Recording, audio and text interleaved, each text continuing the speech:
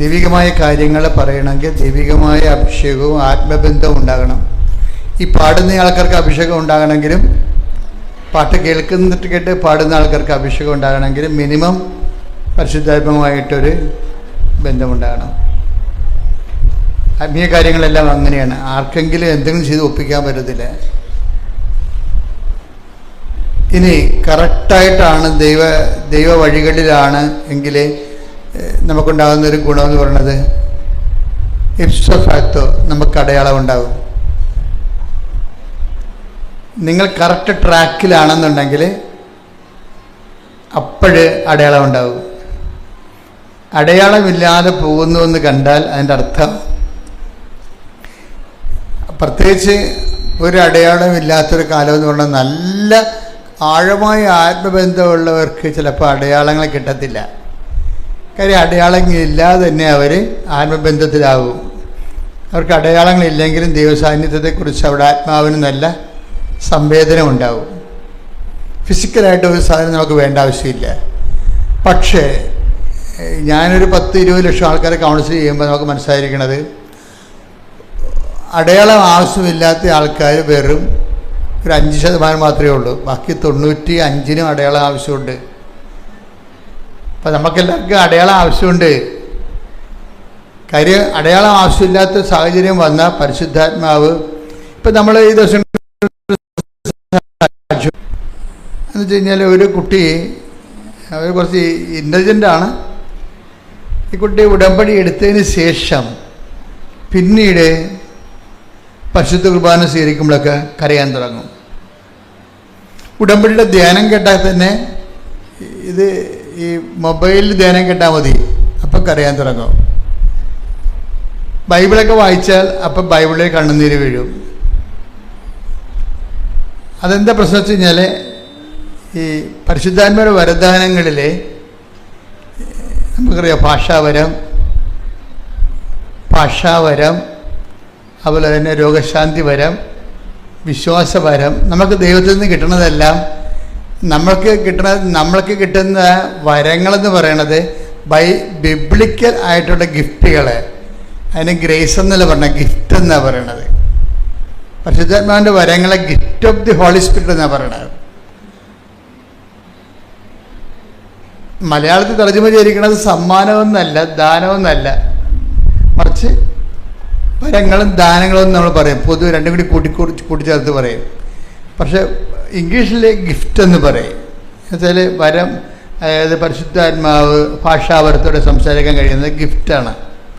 അത് gift of tongue എന്ന് പറയും, നാവിൻ്റെ വരമെന്ന് പറയും. നമ്മൾ പ്രാർത്ഥിച്ച് വരുമ്പോൾ പെട്ടെന്ന് പ്രാർത്ഥനയുടെ കൺട്രോൾ പോകും. എന്നിട്ട് പരിശുദ്ധാത്മാവ് നമ്മളിലൂടെ ലല്ലബീസ് പറയാൻ തുടങ്ങും. വെച്ച് കഴിഞ്ഞാൽ നമ്മളുടെ ഭാഷയ്ക്ക് പരിചയമില്ലാത്ത റിഥമാറ്റിക്, ചിലപ്പോൾ നോൺ റിഥമാറ്റിക് ആയിട്ടുള്ള സ്വരങ്ങൾ പുറപ്പെടുവിക്കും. പക്ഷെ അതിൻ്റെ ഒരു പ്രോബ്ലം എന്ന് പറയണത്, അതിന് അടുത്ത് പൗരസപ്പോസം പറയും, അങ്ങനെ ഒരു ആർക്കെങ്കിലും ഗിഫ്റ്റ് ഓഫ് ടങ് കിട്ടിയാൽ അത് ജനങ്ങൾക്ക് കർത്താവ് അതിലൂടെ കമ്മ്യൂണിക്കേറ്റ് ചെയ്യുന്നുണ്ട്. അതുകൊണ്ട് അടുത്തിരിക്കുന്ന ആളിനത് വ്യാഖ്യാനിക്കാനുള്ള വരം ഉണ്ടാവും.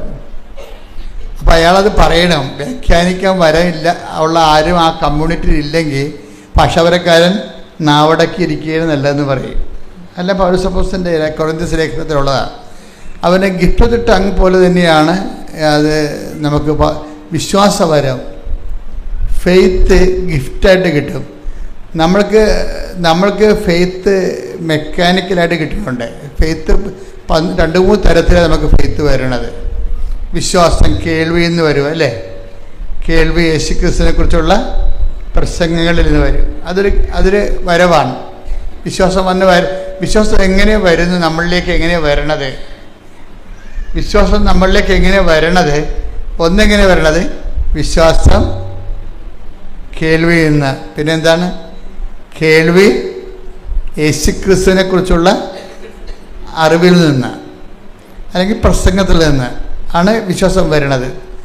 ഇനി വിശ്വാസം ഗിഫ്റ്റായിട്ട് വരും.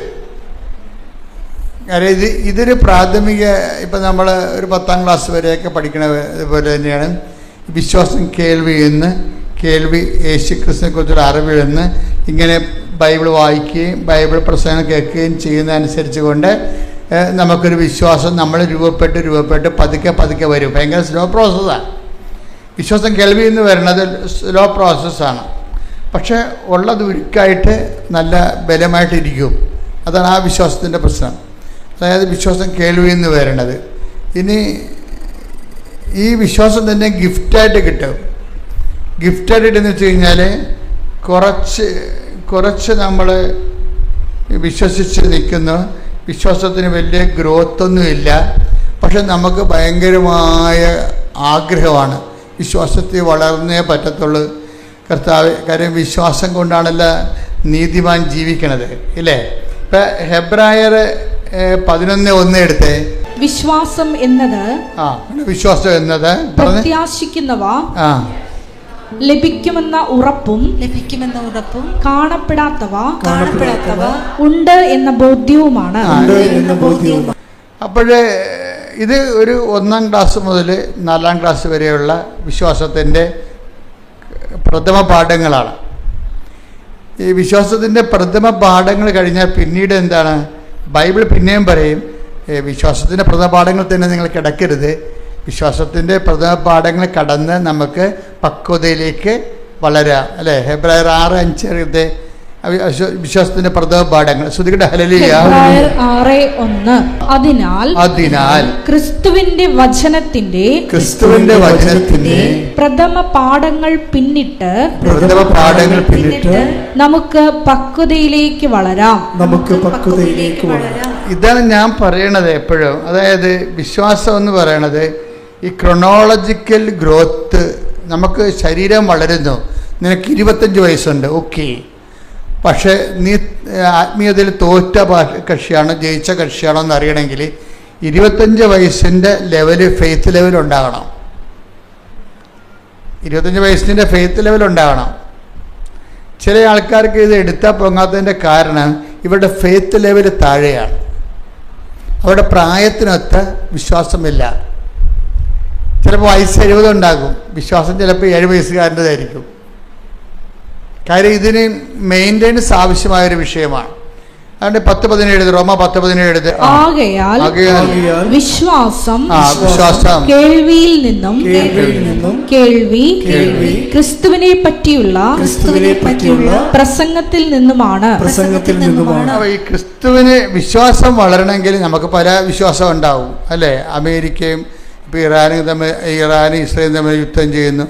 ചിലർ വിശ്വസിക്കണത് ഇറാൻ ജയിക്കുമെന്ന്, ചില ആൾക്കാർ വിശ്വസിക്കണത് ഇസ്രായേൽ ജയിക്കുമെന്ന്. അങ്ങനെയൊക്കെ മനുഷ്യന്മാർക്ക് പല പല വിശ്വാസം ഉണ്ടാവും. പക്ഷെ ദൈവികമായ ഫെയ്ത്ത് എന്ന് പറയണത് ക്രിസ്തുവിനെ കേന്ദ്രീകരിച്ചാണ് വരണത്. ക്രിസ്തുവിന് നിനക്കുള്ള അറിവാണ് നിൻ്റെ അനുഭവങ്ങളുടെ അനുപാതത്തെ നിശ്ചയിക്കണത്.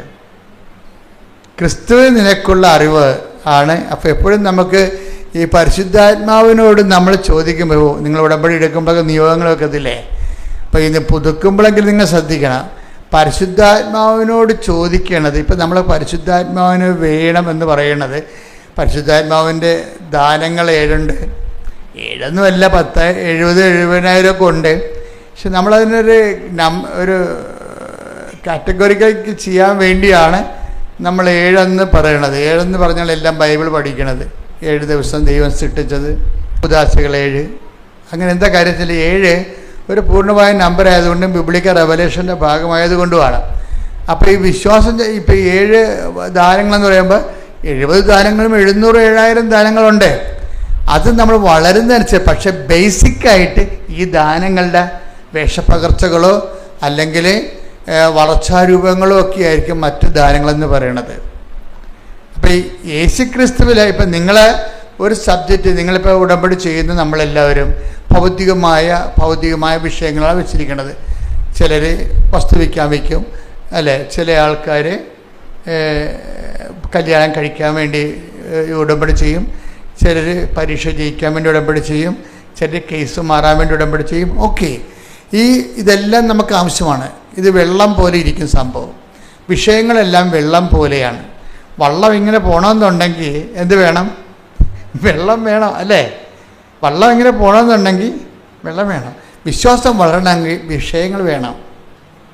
അപ്പം നമ്മളെ സംബന്ധിച്ച് മനസ്സിലാകുന്നില്ലേ? വിശ്വാസം വളരണമെന്നുണ്ടെങ്കിൽ വിഷയങ്ങൾ വേണം, ജീവിത വിഷയങ്ങൾ വേണം. ഒരു വിഷയമില്ല എന്നുണ്ടെങ്കിൽ നമുക്ക് വിശ്വാസം വളർത്തിയെടുക്കാൻ. ഇപ്പം നമ്മൾ കളർ എന്ന് പറയണത് നിറം. വാട്ട് ഈസ് കളർ എന്ന് പറഞ്ഞു കഴിഞ്ഞാൽ നമ്മൾ നീല പച്ച എന്നൊക്കെ പറയുമ്പോൾ അതിൻ്റെ പേരല്ലേ. What is colour? ഇന്നും നമുക്ക് അത് ശരിക്കും പറഞ്ഞാൽ അത് ഫിസിക്സിൻ്റെ സബ്ജക്റ്റാണോ കെമിസ്ട്രിയുടെ സബ്ജക്റ്റാണോ, രണ്ടും അതിൻ്റെ അകത്തുണ്ട്. കെമിസ്ട്രിയുടെ കണ്ടൻറ്റും ഉണ്ട്, ഫിസിക്സിൻ്റെ കണ്ടൻറ്റും കളറിലുണ്ട്. പക്ഷേ കളർ എന്താണെന്ന് ആർക്കും അറിയത്തില്ല. കളറ് പച്ചയെന്ന് പറയുമ്പോൾ നമ്മളതിൻ്റെ ഇൻറ്റൻസിറ്റി, നമ്മൾ ഒരു കണ്ണ് ഒരു വസ്തുവിനെ സംവേദനമാക്കുമ്പോഴുണ്ടാകുന്ന ഡിസ്റ്റൻസ് അനുസരിച്ചുള്ള ഇൻറ്റൻസിറ്റിയിൽ ഉണ്ടാകുന്ന അനുഭവ തലങ്ങളെയാണ് കളർ എന്ന് പറയുന്നത്. പക്ഷേ നമ്മൾ ബൈബിൾ ബ്രൗൺ കളർ എന്നല്ല പറയണത്. ബൈബിൾ ബ്രൗൺ ആണെന്ന് പറഞ്ഞു കഴിഞ്ഞാൽ അതിൻ്റെ കൂടെ പറ്റിച്ചേർന്നിരിക്കുന്നത് നമുക്ക് ബ്രൗൺ പോലെ മനസ്സിലാകുന്നു. മനസ്സിലായില്ലേ? ബ്രൗൺ പോലെ മനസ്സിലാകും. ഇതുപോലെയാണ് വിശ്വാസത്തെ സംബന്ധിച്ചിടത്തോളം. വിശ്വാസം പലപ്പോഴും സാധാരണ മനുഷ്യർക്ക് വിഷയബന്ധിയാണ്. ഒരു വിഷയം ഒരു വിഷയം, നമ്മൾ പരീക്ഷ അല്ലെങ്കിൽ കല്യാണം അല്ലെങ്കിൽ മക്കളില്ല എന്നിപ്പോൾ കഴിഞ്ഞ ദിവസം കൊണ്ട് ഒരു സാക്ഷ്യം എന്ന് പറയുന്നത് വിശ്വാസം കാണപ്പെടാത്തതുണ്ട് എന്നുള്ളതാണ് അല്ലേ? നമ്മൾ വായിച്ചില്ലേ? ഹെബ്രായർ എന്താ പറഞ്ഞത്? ഹെബ്രായർ 11:1 എന്താ പറഞ്ഞത്? വിശ്വാസം പറഞ്ഞ് വിശ്വാസം കാണപ്പെടാത്തത് ഉണ്ട്. പിന്നെ എന്താണ്? പ്രത്യാശിക്കുന്നവ ലഭിക്കുമെന്നുള്ള ഉറപ്പാണ്. അപ്പം കാണപ്പെടാത്ത സാധനത്തിനെ കാണപ്പെടുന്ന പരുവത്തിലേക്ക് മാറ്റിയെടുക്കുന്നതിന് ഉപയോഗിക്കുന്ന പവറാണ് വിശ്വാസം എന്ന് പറയണത്. കാണപ്പെടുന്നില്ല, ആ സംഭവമില്ല. കഴിഞ്ഞ ദിവസങ്ങളിൽ ഒരു സാക്ഷിയുടെ വായിച്ചത് പറഞ്ഞത് ഒരു കുഞ്ഞിനെ, അത് 14 വയസ്സായി, 14 വയസ്സായിട്ടും ഗർഭപാത്രം ഇല്ല. അപ്പം അമ്മയ്ക്ക് ഭയങ്കര കരച്ചിൽ. കാര്യം എന്താ? ഗർഭപാത്രം ഇല്ലെങ്കിൽ ഉള്ള അവസ്ഥ എന്താ? ഇങ്ങനെ നമുക്ക് സങ്കീർണങ്ങളും മനസ്സിലാക്കാൻ പറ്റാത്തവരുടെ ജീവിത അനുഭവ തലങ്ങൾ നിൽക്കുമ്പോൾ വിശ്വാസമാണ് നമുക്ക് ആശ്വാസം നൽകണത്. എന്താണ് വിശ്വാസം? നമ്മൾ എന്തു പറയും? കാണപ്പെടാത്തത് ഉണ്ട്. ഉണ്ട്. പിന്നെന്താണ്? പ്രത്യാശിക്കുന്നവ ലഭിക്കും. വിശ്വാസത്തിൻ്റെ റോൾ എന്താ? What is the role of faith? അത് കാണപ്പെടാത്തത് ഉണ്ട്. നമ്മളെ സംബന്ധിച്ചിടത്തോളം നമുക്ക് വേണ്ട പല സാധനങ്ങളും കൺമുമ്പിലില്ല. ഇക്കോട്ടത്തെ പോയിന്റ്. നമുക്ക് വേണ്ട പല സാധനങ്ങളും കൺമുമ്പിലില്ല. പക്ഷെ നമ്മൾ ദൈവത്തെ കക്ഷി ചേർത്തുകൊണ്ട് നമ്മൾ വിശ്വസിക്കുന്നു. It is there. അതാണ് നമ്മൾ പറയണത്. കർത്താവിൻ്റെ കൈകളിലെന്നാണ് നമ്മൾ പറയണത്. കാണപ്പെടാത്തത് നമുക്ക് ആവശ്യമുള്ളത് ഇപ്പം നമ്മുടെ കൺമുമ്പിലില്ല. പക്ഷെ നമ്മൾ പറയും, എന്ത് പറയും? കർത്താവിൻ്റെ കൈകളിൽ ഉണ്ട് എന്ന് പറയും. കാണപ്പെടാത്തത് ഉണ്ട് എന്ന് വെച്ചാൽ ബൈബിൾ ഉദ്ദേശിക്കുന്നത് ദൈവത്തിൻ്റെ കൈകളിലുണ്ടെന്നാണ്. അതാർക്ക് കിട്ടും? പ്രത്യാശിക്കുന്നവർക്ക് ലഭിക്കും. പ്രത്യാശിക്കുന്നവർക്ക്. ശരിക്കും പറഞ്ഞാൽ വിശ്വാസത്തെ ആക്ടിവേറ്റ് ചെയ്യണത് ഈ പ്രത്യാശയാണ്. നമ്മൾ ഉടമ്പടി ചെയ്യണമെന്ന് വെച്ച് കഴിഞ്ഞാൽ നമ്മൾ എന്താ, നമ്മളെ പ്രത്യാശയെയും വിശ്വാസത്തെയും മെറ്റീരിയലൈസ് ചെയ്യാൻ വേണ്ടിയുള്ള എഫിഷ്യൻസിയാണ് ഉടമ്പടി കാഴ്ചവെക്കുന്നത്. അത് ഞാൻ വളരെ ലളിതമായിട്ട് പറയാം. ബുദ്ധിയുള്ളവരും കുറച്ചുകൂടി വിദ്യാഭ്യാസം കൂടുതലുള്ളവരും അച്ഛൻ ആദ്യം പറഞ്ഞ ഫോളോ ചെയ്യണം. രണ്ടാമത് പറയണത് അതിൽ താഴെ ഗ്രാസ്പിംഗ് പവർ ഉള്ളവർക്കാണ്. എന്ന് വെച്ച് കഴിഞ്ഞാൽ ഈ വിഷയത്തെ സംബന്ധിച്ചിടത്തോളം വിശ്വാസം എന്നത് കാണപ്പെടാത്തതുണ്ട്, നമ്മുടെ കയ്യിലില്ല, പക്ഷേ കർത്താവിൻ്റെ കയ്യിൽ അത് ഉണ്ട് അല്ലേ? ഇനി എന്ത് ചെയ്യണം? വിശ്വാസം എന്നത് കാണപ്പെടാത്തതുണ്ട്, പ്രത്യാശിക്കുന്നവ ലഭിക്കുമെന്നുള്ള ഉറപ്പ്. ഈ പ്രത്യാശ ആരിലാണ്? ദൈവത്തിലാണ് പ്രത്യാശിക്കുന്നത്. ഈ പ്രത്യാശയ്ക്ക് നമ്മൾ ഇൻവെസ്റ്റ് ചെയ്യണത് എന്താണ്? നമ്മുടെ പ്രത്യാശയുടെ പ്രകടിപ്പിക്കുന്നതിന് നമ്മൾ ഉപയോഗിക്കുന്നതാണ് വിശ്വാസം. പിന്നെന്താണ് വിശ്വാസം? അതാണ് ഈ പ്രാർത്ഥന. ഞാൻ ചില പ്രാർത്ഥനക്കാരെ ഞാൻ ശരിക്കും വഴക്കിടും. എന്താ കാര്യം? അവർ 60 വർഷമായാലും പ്രാർത്ഥന തന്നെയാണ് ഇൻസ്ട്രുമെൻ്റായിട്ട് കൊണ്ടു നടക്കുന്നത്. 60 വർഷമായാലും അവർക്ക് പ്രാർത്ഥന, അവർക്കതേ അറിയാൻ പാടുള്ളൂ. പക്ഷെ ഒരു മേജർ സബ്ജക്റ്റിനെ അഡ്രസ്സ് ചെയ്യാൻ പ്രാർത്ഥന ചിലപ്പോൾ പരാജയമായിരിക്കും. എന്താ കാര്യം? പ്രാർത്ഥന വർക്കൗട്ട് ചെയ്യേണ്ടത് വിശ്വാസത്തിലാണ്. അത് ദൈവിക പുണ്യത്തിൻ്റെ ആദ്യ ഭാഗമേ ആകുന്നുള്ളൂ. രണ്ടാം ഭാഗം എന്താണ്? പ്രത്യാശയാണ്. മൂന്നാം ഭാഗം എന്താണ്? സ്നേഹമാണ്. മനസ്സിലായില്ലേ? ഈ എപ്പോഴും നമ്മൾ ശ്രദ്ധിക്കേണ്ടത് സ്നേഹം, അതായത് ചിലരുടെ വിശ്വാസം ചില വിഷയങ്ങൾ പ്രാർത്ഥനയാൽ പ്രവർത്തനക്ഷമമാകും. ഈ കൊണ്ട് ഒരു 10 ജപമാല ചൊല്ലിയാൽ പ്രവർത്തനക്ഷമമാകും, പ്രാർത്ഥനയാൽ പ്രവർത്തനക്ഷമമാകും. ചിലത് അതിനേക്കാൾ മേജറാണത് പ്രാർത്ഥന കൊണ്ട് നിൽക്കത്തില്ല. മനസ്സിലായില്ലേ? പിശാചിനെ പുറത്താക്കുന്ന കാര്യം പറയുമ്പോൾ എന്തുകൊണ്ടാണ് ഞങ്ങൾക്ക് പിശാചിനെ പുറത്താക്കാൻ കഴിയാതിരുന്നതെന്ന് പറയുമ്പോൾ അതെന്ന് വായിച്ചേ, ആ ഭാഗം ഒന്ന് വായിച്ചേ. കർത്താവ് താപോലിൽ നിറങ്ങുന്നില്ലേ? നിങ്ങൾ ശ്രദ്ധിച്ച് കേൾക്കണം കേട്ടോ, ഇത് ഇത്തിരി പാടുള്ള പരിപാടിയാണ്. എന്നാലും അറിയണം, ഉടമ്പടിയിലൊക്കെ ഇങ്ങനെ 10 100 ധ്യാനം കൂടി എന്ന് പറയുമ്പോൾ ആദ്യത്തെ ധ്യാനം തന്നെ ഞാൻ പറഞ്ഞുകൊണ്ടിരുന്നു കഴിഞ്ഞാൽ നിങ്ങൾ ഈ പറഞ്ഞ പോലെ വിശ്വാസത്തിന് ബാലപാഠങ്ങളിൽ കിടക്കും. ഉടമ്പടിയുടെ പുതുക്കൽ കൂടുന്നതനുസരിച്ച് കൊണ്ട് നിങ്ങൾ ഗ്രേഡ് വർദ്ധിക്കണം, കപ്പാസിറ്റി വർദ്ധിക്കണം. അതൊന്ന് വായിച്ചേ. തുല്യം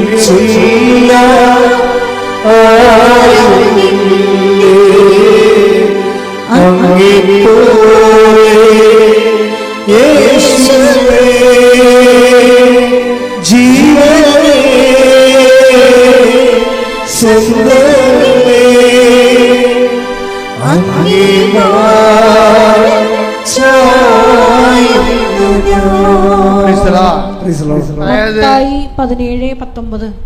മത്തായി 17:19 വായിച്ചോളൂ. അനന്തരം ശിഷ്യന്മാർ തനിച്ച് യേശുവിനെ സമീപിച്ച് ചോദിച്ചു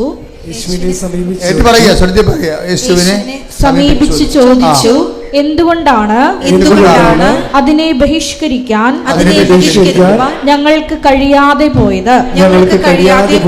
യേശു പറഞ്ഞു. ഇതിന്റെ പോക്ക് കണ്ടില്ലേ? അപ്പൊ കഴിയാത്ത കാര്യങ്ങൾ അപ്പോസ്തലന്മാർക്ക് വരെ ഉണ്ടെന്നർത്ഥം. അപ്പൊ നിങ്ങൾക്ക് കഴിയണില്ലെന്ന് പറഞ്ഞാൽ അതിൻ്റെ അത് കാര്യമൊന്നുമില്ല. അപ്പോൾ കർത്താവിൻ്റെ കൂടെ നടന്നിട്ട് പോലും ചില കാര്യങ്ങൾ ചെയ്യാൻ അപ്പോസ്തലന്മാർക്ക് കഴിവില്ല. എന്തുകൊണ്ടാ കാര്യം? അതാണ് ഈ ഈ ഫസ്റ്റ് ലെവൽ ഫെയ്ത്ത് ഉപയോഗിച്ച് കഴിഞ്ഞാൽ ചില കാര്യങ്ങൾ കഴിയത്തില്ല, ഉറപ്പല്ലേ? ഫസ്റ്റ് ലെവൽ ഫെയ്ത്ത് ഉപയോഗിച്ചാൽ ചില കാര്യങ്ങൾ അപ്പോസ്തലന്മാർക്ക് പോലും കഴിയത്തില്ല. എന്നിട്ട് ഈശോ പറയും, നിങ്ങളെ ഇങ്ങനെയുള്ള ഇതിത്തെ ഗ്രേഡ് കൂടിയ സംഭവമാണ്. ഈ ഗ്രേഡ് കൂടിയ സംഭവങ്ങളെ അഭിമുഖീകരിക്കുമ്പോൾ നിങ്ങളുടെ വിശ്വാസം പോരാതെ വരും. പിന്നെ എന്ത് ചെയ്യണം? പ്രാർത്ഥന വേണം. പിന്നെ എന്ത് ചെയ്യണം? ചിലത് പ്രാർത്ഥന കൊണ്ട് ശരിയാകത്തില്ല. എന്താ കാര്യം? ചില കയ്യെഴുത്ത് പ്രതികളിൽ പ്രാർത്ഥന കൊണ്ടല്ലാതെ കിടക്കുന്നുണ്ടെങ്കിലും ചില കയ്യെഴുത്ത് പ്രതികളിൽ കിടക്കണ എന്താണ്? നമ്മളെ അതായത് മൊബൈലിൽ കാണത്തില്ല അത്. അതായത് മത്തായി 17 ബൈബിളിലെ മത്തായി 17 അധ്യായത്തിൻ്റെ താഴെ ടിപ്പണിയിലുണ്ട്, അതായത് ഫുഡ് നോട്ടിലുണ്ട്. എന്താ പറഞ്ഞിരിക്കുന്നത്? ചില കയ്യെഴുത്ത് പ്രതികളിൽ 17 അധ്യായം 21 വാക്യമായി പ്രാർത്ഥനയും ഉപവാസവും വഴി അല്ലാതെ ഈ വർഗത്തെ പുറത്താക്കാനാവില്ല എന്ന് ചേർത്ത് കാണുന്നു. Praise the Lord. ചില ബന്ധനങ്ങൾ അഴിക്കണമെങ്കിൽ പ്രാർത്ഥന മാത്രം പോരാ, പിന്നെന്ത് വേണം? ഉപവാസം വേണം. മനസ്സിലായില്ലേ? അതാണ് ഈ ഉടമ്പടിയിൽ ഉപവാസം ചേർത്തിരിക്കുന്ന കാര്യം. മേജർ കാര്യങ്ങളെ പൊക്കിയെടുക്കാൻ വേണ്ടിയാണ്, ബലം കിട്ടാൻ വേണ്ടിയാണ്. ഇപ്പം 5 കിലോ പൊക്കണമെങ്കിലും 10 കിലോ പൊക്കണമെങ്കിലും ഒരേ ബലം മതിയാണ്. 5ാം ക്ലാസ്സുകാരൻ ചിലപ്പോൾ 5 കിലോ പൊക്കും. പക്ഷേ 5 കിലോ അവന് 10 കിലോ അവന് പൊക്കേണ്ടി വന്നു കഴിഞ്ഞാൽ എന്ത് ചെയ്യും? പൊക്കത്തില്ല. അപ്പോൾ എന്ത് ചെയ്യും? 10ാം ക്ലാസ്സുകാരൻ അവൻ്റെ ബോഡി വെയിറ്റ് 10ാം ക്ലാസ്സിൻ്റെ ശരീരപ്രകൃതിയുള്ള ആളിന് അത് പൊക്കാം. അപ്പോൾ വിശ്വാസം നമ്മുടെ നമ്മുടെ ശരീരത്തിൻ്റെ വയസ്സ് വളരണ പോലെ വിശ്വാസം വളരണം എന്നുണ്ടാകുന്ന നോക്കണം. നമ്മളെപ്പോഴും എൻ്റെ കൂടെ ആപ്പിള്ളി എന്നും പറഞ്ഞുകൊണ്ട് ഒരു ബ്രദറുണ്ടായിരുന്നു. ഞാൻ എൻ്റെ ജീവിതത്തിൽ അയാളെക്കുറിച്ച് എഴുതിയിട്ടുണ്ട്. അപ്പോൾ ഞങ്ങൾ രണ്ടും കൊന്തയെല്ലാം നിൽക്കും. സെമിനാരി ഇംഗ്ലീഷ് കൊന്ത. അപ്പോൾ കൊന്തയിലുള്ള സമയത്ത് ഈ ആപ്പിളിയുടെ കയ്യിലൊരു കൊന്ത ഉണ്ടാകും, എൻ്റെ കയ്യിലും കൊന്ത ഉണ്ടാകും.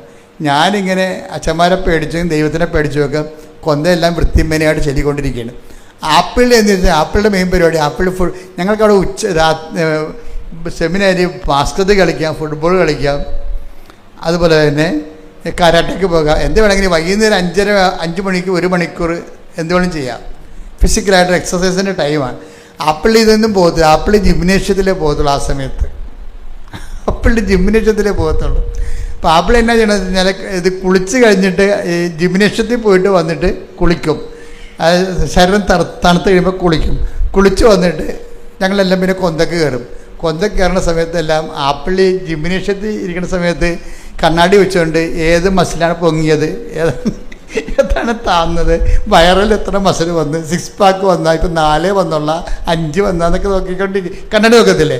അതുപോലെ ഈ കൊന്തയിലുള്ള സമയത്ത് കണ്ണാടി നോക്കാൻ പറ്റത്തില്ല. കൊന്തയിലുള്ള സമയത്ത് ശരീരം ഈ ഇവിടം വരെ ഉടുപ്പിട്ടിരിക്കുകയല്ലേ, ആപ്പിൾ നോക്കണ ഈ മസിൽ ചുട്ടി എന്നെ കാണിക്കും കൊന്തയിട്ടിട്ടൊക്കെ. ഇതിനത് മസിൽ എന്നുവെച്ചാൽ എൻ്റെ കയ്യിൽ മസിലൊന്നും ഇല്ലല്ലോ, ആപ്പിളിൻ്റെ കയ്യിൽ 5-6 മസിലുണ്ട്. അതിങ്ങനെ ഡംബൽസ് പിടിച്ച് മസിലുണ്ടാക്കിയതാണ്. ഇപ്പോൾ നന്മ നിറഞ്ഞ പറയുന്നത് ചൊല്ലിക്കൊണ്ടിരിക്കുന്ന സമയത്ത് പരിശുദ്ധ പറഞ്ഞ് ചെല്ലുമ്പോൾ ആപ്പിളി കൈ ചുട്ടി എന്നെ കാണിക്കും.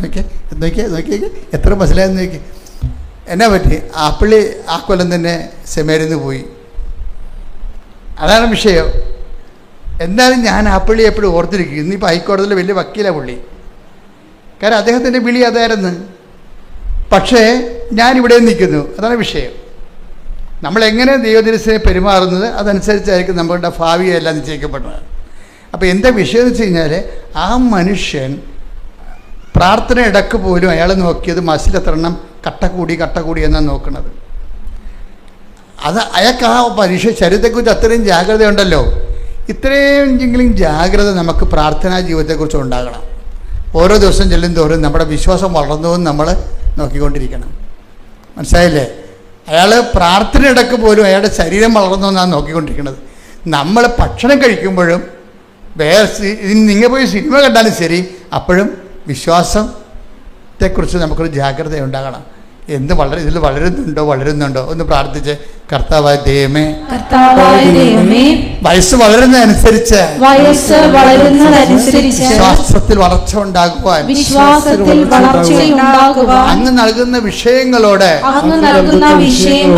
സുവിശേഷ വിഹിതമായി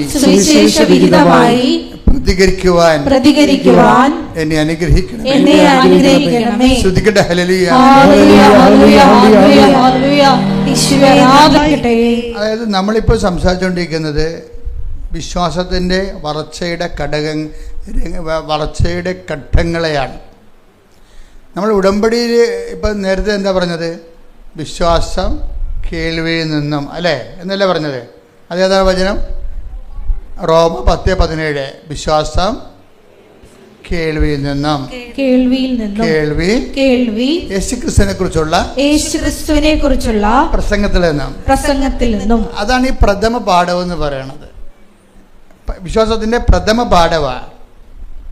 ഇനി എന്താ പറയുന്നത്? വിശ്വാസം കേൾവി എന്ന് പറയുമ്പോൾ അറിവാണ്. മനസ്സിലായില്ലേ? വിശ്വാസം അറിവിൽ നിന്ന്, യേശുക്രിസ്തുവിനെ കുറിച്ചുള്ള അറിവിൽ നിന്ന് കിട്ടിയാൽ കുറച്ച് നമുക്ക് ഈ അറിവ് വെച്ച് പ്രാർത്ഥിക്കാൻ പറ്റും. മനസ്സിലായി? വിശ്വാസം കേൾവി എന്ന് പറയുമ്പോൾ നമ്മൾ വിശ്വാസം ക്രിസ്തുവിനെ കുറിച്ചുള്ള പ്രസംഗം എന്ന് പറയുമ്പോൾ ക്രിസ്തുവിനെ കുറിച്ചുള്ള അറിവാണത്, അല്ലേ? അപ്പോൾ ബൈബിൾ വായിച്ചാലും ബൈബിൾ പ്രസംഗം കേട്ടാലും നമുക്ക് എന്താ സംഭവിക്കുന്നത്? യേശു ക്രിസ്തുവിനെ കുറിച്ചുള്ള അറിവ് കിട്ടും, ഇല്ലേ? അങ്ങനെ വിശ്വാസം അറിവിൽ നിന്നും, ഇപ്പോൾ വിശ്വാസം അറിവിൽ നിന്നും, ഈ അറിവ് വെച്ച് നമുക്ക് എന്ത് ചെയ്യാൻ പറ്റും? അറിവ് വെച്ച് നമുക്ക് പ്രാർത്ഥിക്കാൻ പറ്റും, ഇല്ലേ? അത് ലെവലാണ്. പക്ഷെ പ്രാർത്ഥന കൊണ്ട് ചില കാര്യങ്ങൾ നടക്കത്തില്ല. അതിനെന്ത് ചെയ്യണം? ഉപവസിക്കണം. അതാണ് 17:21. പ്രാർത്ഥന കൊണ്ടും ചില ഗ്രേഡുകൾ, അതായത് ചില ബന്ധങ്ങൾ, ആ പിശാചിനെ ഒഴിപ്പിക്കാൻ 10 ദിവസത്തിന് പോലും കഴിഞ്ഞില്ല.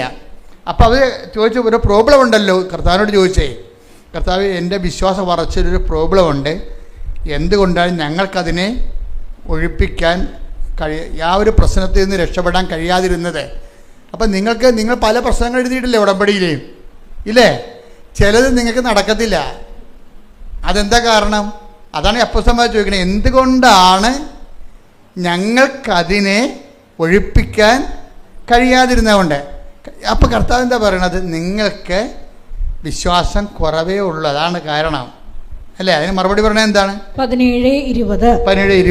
യേശു പറഞ്ഞു, നിങ്ങളുടെ അല്പവിശ്വാസം കൊണ്ട് തന്നെ. അപ്പോൾ എന്താ പ്രശ്നം? ഈ പ്രാർത്ഥനയിലൂടെ ആക്ടിവേറ്റ് ചെയ്യുന്ന ഫെയ്ത്ത്, അതായത് പ്രഥമ പാഠം എന്താണ്? വിശ്വാസത്തിൻ്റെ പ്രഥമ പാഠം എന്ന് പറഞ്ഞിട്ടില്ലേ? അതായത് അത് ഹെബ്രായർ എത്രയാണ്? 6. ഹെബ്രായർ 6:1 വായിച്ചേ. അതിനാൽ ക്രിസ്തുവിന്റെ വചനത്തിന്റെ പ്രഥമ പാഠങ്ങൾ പിന്നിട്ട് നമുക്ക് പക്വതയിലേക്ക് വളരാം. ഈ പ്രശ്നങ്ങൾ അധികരിക്കുന്നതിന്റെ ഉദ്ദേശം നമ്മളിങ്ങനെ ഫെയ്ത്ത് മച്യൂരിറ്റിയിലേക്ക് ദൈവം വളർത്തുകയാണത്, പ്രീഡിയൻ. അല്ലാതെ ഇങ്ങനെ എന്തുകൊണ്ടാണ് ചില പറയാം. ഇപ്പോൾ പണ്ട് വിജയകുമാർ സാർ എന്നോട് പറയുമായിരുന്നു, പ്രോബ്ലംസ് ആർ ഇൻ ക്യൂ എന്നാണ് പറയണത്. അതായത് ഓരോ ദിവസവും ഓരോ പ്രശ്നം ഉണ്ടാകും. എത്ര പ്രാർത്ഥനയ്ക്ക് കുഴപ്പമൊന്നുമില്ല, വിശുദ്ധ ജീവിതത്തിന് കുഴപ്പമില്ല, പക്ഷേ പ്രശ്നം ഒഴിഞ്ഞിട്ട് നേരം ഉണ്ടാകത്തില്ല. അപ്പോൾ നമ്മളവർക്ക് അയ്യോ ഞാൻ ഇത്രയും പ്രാർത്ഥിക്കണമല്ലോ, എന്നിട്ട് എന്താണ് പിന്നെയും പ്രശ്നം തന്നെ. നമ്മളെന്താ ചെയ്യണത്? പിന്നെയും പ്രശ്നം ഉണ്ടാകാതിരിക്കാനാണ് നമ്മൾ ഈ ഉടമ്പടി എടുത്തിരിക്കുന്നത്. പ്രീഡില്ലേ, നമ്മൾ പ്രാർത്ഥിക്കുന്നതിൻ്റെ ഉദ്ദേശം എന്താണ്? പിന്നെയും പ്രശ്നം ഉണ്ടാകാതിരിക്കാനാണ്. പക്ഷെ ചിലർ പറയും, അച്ഛാ നമുക്ക് ഈ പ്രാർത്ഥിക്കുന്നതോറും പ്രശ്നമാണല്ലേ അച്ഛാന്ന് ചോദിക്കും. ആ ചിലർക്ക് എങ്ങനെയാണ് അപ്പോൾ പ്രാർത്ഥിക്കാതിരിക്കണമല്ലേ നല്ലതെന്ന് ചോദിക്കും. അതാണ് അവർ ഉദ്ദേശിക്കണത്. പ്രാർത്ഥിച്ചില്ല പിന്നെ പ്രശ്നമില്ലല്ല, പ്രാർത്ഥിക്കുമ്പോഴല്ലേ ഈ പ്രശ്നം ഉണ്ടാകണത്. ചിലർക്ക് പ്രാർത്ഥിക്കുന്നതോറും പ്രശ്നം ഉണ്ടാകും. അപ്പോസ്തലന്മാർക്ക് പ്രാർത്ഥിക്കുന്നതോറും പ്രശ്നം ഉണ്ടായി. എന്താ പ്രശ്നം ഉണ്ടായത്? നേരത്തെ അവർക്ക് വിശക്കണ പ്രശ്നങ്ങളേ ഉള്ളു. അത് വലിയടത്ത് നോക്കി കട്ടുതിന്ന ചെയ്യുമ്പോൾ പത്രോസ് വരെ കണ്ടവൻ്റെ പുരയിടത്തിൽ നിന്നും ഗോതമ്പ് കട്ടുന്ന പാർട്ടിയാണ്. അത് സാധാരണ മനുഷ്യരല്ലേ. അപ്പോൾ അതുകൊണ്ട് അതൊന്നും ഈശോയ്ക്ക് അതൊന്നും പ്രശ്നമല്ലേ. പക്ഷേ അങ്ങനെയാണെങ്കിലും ആ ഒരു ഫെയ്ത്തിലൊന്നും അത് പുള്ളിക്ക് ഉപവാസം ഇല്ലാഞ്ഞിട്ടല്ല അങ്ങനെ ചെയ്തത്. അപ്പം ഈശോ എന്നാ പറയണത് കഴിഞ്ഞാൽ ഇപ്പോൾ ഇറ്റ്സ് ഓക്കെ, പക്ഷേ ഒരു ഗ്രേറ്റർ പ്രോബ്ലം വന്നാൽ നീ ഗോതമ്പ് കട്ടുന്ന തീരത്തില്ല പ്രശ്നം. കാര്യം എന്താണ്? ഉപവസിക്കുക തന്നെ ചെയ്യണം. പിടിയിട്ടില്ലേ? അപ്പം നീതീകരിച്ചായിരുന്നു. ഈ ആ ഭാഗം ഒന്ന് എടുത്തേ. മത്തായി 12-ാം അധ്യായം 1 മുതലുള്ള തിരുവചനങ്ങൾ. മത്തായി 12:1. അക്കാലത്ത് ഒരു സാബത്തിൽ യേശു ഗോതമ്പ് വയലിലൂടെ കടന്നു പോവുകയായിരുന്നു. അവന്റെ ശിഷ്യന്മാർക്ക് വിശന്നു. അവർ കതിരുകൾ പറിച്ചു തിന്നാൻ തുടങ്ങി. ഫരിസേയർ ഇത് കണ്ട് അവനോട് പറഞ്ഞു, നോക്കൂ, സാബത്തിൽ നിഷിദ്ധമായത് നിന്റെ ശിഷ്യന്മാർ ചെയ്യുന്നു. അവൻ പറഞ്ഞു, വിശന്നപ്പോൾ ദാവീദും അനുചരന്മാരും എന്താണ് ചെയ്തതെന്ന് നിങ്ങൾ വായിച്ചിട്ടില്ലേ? അവൻ ദൈവഭവനത്തിൽ പ്രവേശിച്ച് പുരോഹിതന്മാർക്കല്ലാതെ തനിക്കോ സഹചരന്മാർക്കോ ഭക്ഷിക്കാൻ അനുവാദമില്ലാത്ത കാഴ്ചയപ്പം ഭക്ഷിച്ചതെങ്ങനെ?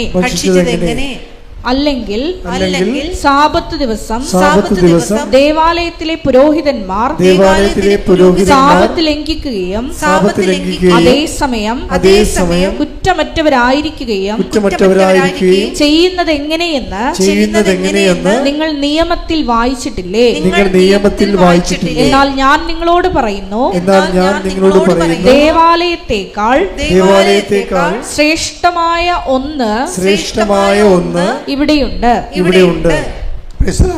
ഇതിൻ്റെ ഒരു വിഷയം എന്ന് പറഞ്ഞാൽ വളരെ ശ്രദ്ധിച്ചിരിക്കണേ. അതായത് ഇപ്പോഴും ഉപവാസത്തെ ഈശോ കോംപ്രമൈസ് ചെയ്യുകയാണ്. എന്താ കാര്യം? അവർക്ക് വിശന്ന് അവർ ഭക്ഷണം കഴിച്ചു. അവിടെ കയ്യില്ലായിരുന്നു. കണ്ട ഗോതമ്പ് പാടത്തൂടി പോകുമ്പോൾ അവിടുന്ന് സാപത്തിൽ നിന്ന് പോലും അവർ ഭക്ഷണം എടുത്ത് കഴിച്ചപ്പോൾ കർത്താവ് വിശപ്പിന് പ്രാധാന്യം കൊടുത്ത് ഓക്കെ എന്ന് പറഞ്ഞു. പക്ഷേ ഈ ഉപവാസം ഇല്ല. പക്ഷെ പുള്ളി അവർ ഉപവസിക്കണില്ല. പക്ഷെ ഉപവാസം ഇല്ലാതെ ഇങ്ങനെ തിന്ന് നടന്നാൽ ചില സമയത്ത് അത് ഓക്കെ ആകത്തില്ല. അതുകൊണ്ടാണ് പിശാച് ബാധനെ കൊണ്ടുവരുന്നത്. പിടിയിട്ടില്ലേ? ഈ ഗോതമ്പ് കണ്ടവൻ്റെ വീട്ടിൽ നിന്ന് വരെ ഗോതമ്പും കണ്ടതിൽ നടന്ന പാർട്ടി ഒരു മേജർ പ്രോബ്ലം വന്നാൽ ഇവർ ജപ അടിക്കേണ്ടി വരും. പക്ഷെ അവരെന്നിട്ട് ആ പിശാച് ബാധന ഇവരെ മണ്ണും കുത്തി എറിഞ്ഞിട്ട് ഓടിച്ചു കളഞ്ഞു. ഇവരോടി. പിശാച് ബാധന ഓടിയില്ല, ഇവരോടി. അവർക്ക് വലിയ ക്ഷയമായി. ഉപവാസത്തിൽ നിങ്ങൾ ഉപവാസം ഉടപ്പിയ എപ്പോഴെങ്കിലും നിങ്ങൾക്ക് ക്ഷയമുണ്ടാവും. എന്താ കാര്യം? ഒരു മേജർ പ്രോബ്ലം വരണതിൻ്റെ ഉദ്ദേശം നിങ്ങൾ ഉപവസിച്ച് ബലം പ്രാപിക്കാൻ വേണ്ടിയാണ് വരണത്. അപ്പോൾ അപ്പോസ്തലന്മാർ വന്ന് ചോദിച്ചു. അതെവിടെയാണ് ചോദിച്ചിരിക്കണേ? മത്തായി 17:19. അനന്തരം ശിഷ്യന്മാർ തനിച്ച് യേശുവിനെ സമീപിച്ച് ചോദിച്ചു, എന്തുകൊണ്ടാണ് അതിനെ ബഹിഷ്കരിക്കാൻ ഞങ്ങൾക്ക് കഴിയാതെ പോയത്? യേശു പറഞ്ഞു, നിങ്ങളുടെ അല്പവിശ്വാസം കൊണ്ട് തന്നെ. അപ്പൊ ഉപവാസത്തിൽ സ്കൾക്കിങ് ഉണ്ടാക്കുന്നത് എന്തുകൊണ്ടാണ്? അല്പവിശ്വാസമാണെന്ന് മനസ്സിലായില്ലേ? ഇപ്പം ഇതിങ്ങനെയാണ് കർത്താവ് നമ്മളെ പഠിപ്പിക്കുന്നത്. ഇപ്പം നിങ്ങൾ ഉപവസിക്കണില്ല, ഉഴപ്പി. അപ്പോൾ നിങ്ങൾ പറയാം, എനിക്ക് 60 വയസ്സായി, എനിക്ക് ഉപവസിക്കേണ്ട കാര്യമില്ലെന്ന് പറയും. ഒരാൾ പറയാം, എനിക്ക് രോഗമാണ്, സഭ പറഞ്ഞിട്ടുണ്ട് രോഗികൾക്ക് ഉപവസിക്കേണ്ട കാര്യമില്ലെന്ന്. അപ്പോൾ എന്തെങ്കിലും മുട്ടായി വിത്തിയൊക്കെ എടുത്തിട്ട് മുടന്തന്യായം പറഞ്ഞിട്ട് നമ്മൾ ഉത്തരവാദിത്വം സ്കൾക്ക് ചെയ്യും. അതിൻ്റെ കാര്യം എന്താണ്? എന്തുകൊണ്ടാണ് ചെയ്യാൻ പറ്റാവന്? അല്പവിശ്വാസമാണ്. ചില ഉടമ്പടി എടുക്കുന്നുണ്ട്, പക്ഷെ ഉപവസിക്കണില്ല. അതിൻ്റെ കാര്യം എന്താ? അപ്പോൾ നിങ്ങൾക്ക് മേജർ പ്രോബ്ലത്തെ കൈകാര്യം ചെയ്യാൻ പറ്റത്തില്ല. എന്തുകൊണ്ടാണ് ഞങ്ങൾക്ക് അതിനെ ബഹിഷ്കരിക്കാൻ കഴിയാതിരുന്നത്? ഇപ്പോൾ കർത്താവ് എന്താ പറയണത്? 17:21, അതായത് പ്രാർത്ഥനയും ഉപവാസവും കൊണ്ടല്ലാതെ നിങ്ങൾക്കതിനെ ബഹിഷ്കരിക്കാൻ കഴിയുകയില്ല. അപ്പോൾ ഉപവാസം രംഗത്ത് വന്ന് കർത്താവ് 17 മത്തായി 12 കോംപ്രമൈസ് ചെയ്ത ഉപവാസം ഇപ്പം എന്താണ്? മസ്റ്റായിട്ട് വന്നു. 4ാം ക്ലാസ്സിൽ പഠിക്കേണ്ടെന്ന് പറഞ്ഞ് വിട്ട ലെസനാണ്, പക്ഷേ എപ്പോഴായാലും പഠിക്കാതെ പറ്റത്തില്ല. 10ാം ക്ലാസ് ആയപ്പോൾ ആ ലെസൺ വീണ്ടും ചോദിച്ചു. 4ാം ക്ലാസ് ആയതുകൊണ്ടാണ് അത് പഠിക്കേണ്ടെന്ന് പറഞ്ഞത്, അത് നിനക്ക് തലേ കയറത്തില്ലെന്ന് പറഞ്ഞത്. പക്ഷെ പഠിക്കാതെ മുന്നോട്ട് പോകാൻ പറ്റത്തില്ല. ഉപവാസത്തെ നമുക്ക് സ്കൾക്ക് ചെയ്യാൻ പറ്റത്തില്ല. ഇനി എന്താ പ്രോബ്ലം എന്ന് വെച്ച് കഴിഞ്ഞാൽ, ഈ ഉപവാസവും പ്രാർത്ഥനയെന്ന് പറയുമ്പോഴും വരുന്നൊരു വിശ്വാസം എന്ന് പറയണത്, പ്രാർത്ഥനയെന്ന് പറഞ്ഞാൽ വിശ്വാസം കൊണ്ടല്ലേ ആൾക്കാർ പ്രാർത്ഥിക്കണത്. പിന്നെ എന്താണ്? ഉപവസിക്കണത് എന്താണ്? പ്രത്യാശിച്ച ആൾക്കാരെല്ലാവരും ഉപവാസത്തോടെയാണ് കർത്താവിനെ കാത്തിരുന്നത്. മനസ്സിലായില്ലേ? ഇപ്പം മാതാവൊക്കെ എന്ത് ഉപവാസത്തിൻ്റെ ആൾക്കാരാണ്. എല്ലാ ചേടത്തിമാരും എല്ലാ സ്ത്രീകളും കർത്താവ് ദൈവപുത്രൻ അവിടെ ഉദരത്തിൽ ജനിക്കുമെന്ന് വിചാരിച്ചുകൊണ്ട് ഉപവസിച്ചുകൊണ്ടിരുന്നതാണ്. ഉപവാസം എന്ന് പറഞ്ഞാൽ കാത്തിരിപ്പാണ് ഉദ്ദേശിക്കുന്നത്, പ്രത്യാശയാണ്. മനസ്സിലായില്ലേ? ഉപവാസം എന്ന് പറഞ്ഞാൽ എന്തിനാണ് നമ്മൾ ഉപവസിക്കുന്നത്? പ്രത്യാശയുടെ പ്രകടന രൂപമാണ് ഉപവാസം.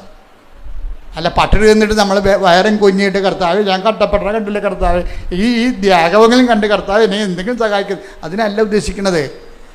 ഉപവാസം എന്ന് പറയുന്നത് പ്രത്യാശ എന്ന പുണ്യം ആക്ടിവിറ്റി ചെയ്യണം. നമ്മൾ ആദ്യം പ്രാർത്ഥിച്ചു അല്ലേ? പ്രാർത്ഥന എന്താണ്? വിശ്വാസം എന്ന പുണ്യമാണ് പ്രാർത്ഥനയിലൂടെ നമ്മൾ ആക്ടിവിറ്റി ചെയ്യണത്. ഉപവാസം എന്താണ്? പ്രത്യാശ എന്ന പുണ്യം നമ്മൾ ആക്ടിവിറ്റി ചെയ്യും. കാരണം എന്താണ്? പിതാക്കന്മാർ എല്ലാവരും പ്രാർത്ഥിച്ച് ഉപവസിച്ചുമാണ് ദൈവത്തിൻ്റെ അനുഗ്രഹങ്ങളെ കാത്തിരുന്നത്. ഇന്ന് സ്തുതിക്കട്ടെ. ഹല്ലേലൂയ.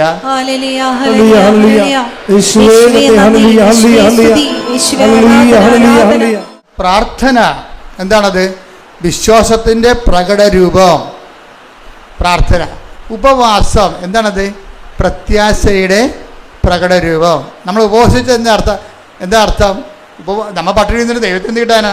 ദൈവത്തിന് കിട്ടുന്നത് നമ്മൾ ആ വിഷയത്തിൽ പ്രത്യാശ അർപ്പിക്കുന്നു. കർത്താവിൽ നമ്മൾ പ്രത്യാശ അർപ്പിക്കുന്നു. അതിന് പകരം അത് കർത്താവിൽ നമ്മൾ പ്രത്യാശ അർപ്പിക്കുന്നുവെന്ന് ദൈവത്തോട് പറയാൻ വേണ്ടിയാണ് നമ്മളെന്ത് ചെയ്യണത്? ഉപവസിക്കണത്. പേടിയാ. അപ്പോൾ ഉപവസിക്കണത് എന്തിനാണ്? പ്രത്യാശ എന്ന പുണ്യം. ഇപ്പോൾ നമ്മൾ ജപമാല പ്രാർത്ഥിക്കുമ്പോൾ എന്താ? ഞങ്ങൾ പ്രത്യാശ എന്ന പുണ്യം ഉണ്ടായി വർദ്ധിക്കുവാൻ നിരത്തിക്കുവാനോട് അപേക്ഷിക്കണമേ. അതുതന്നെയാണ് നമ്മൾ ഉപവസിച്ചുകൊണ്ട് ദൈവത്തോട് പറയുന്നത്. എന്താണ്? ഞാൻ ഉപവസിക്കുന്നു. കാര്യം എന്താണ്? നിന്നിലുള്ള എൻ്റെ പ്രത്യാശയെ ഞാൻ പ്രകടിപ്പിക്കുന്നു. മനസ്സിലായില്ലേ? അപ്പം ഇപ്പോൾ ഓരോ പ്രോബ്ലംസിനും കറസ്പോണ്ടായിട്ടുള്ള മെഷീനറിയാണ് ഉപയോഗിക്കേണ്ടത്.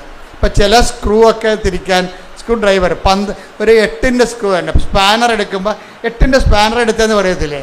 അപ്പോൾ അത് 8ൻ്റെ തിരിച്ച് കഴിഞ്ഞാൽ തുറക്കും. ചിലത് പറയും ഇത് 8ൻ്റെ പിടിക്കണില്ല 14ൻ്റെ എടുക്കാൻ പറയും.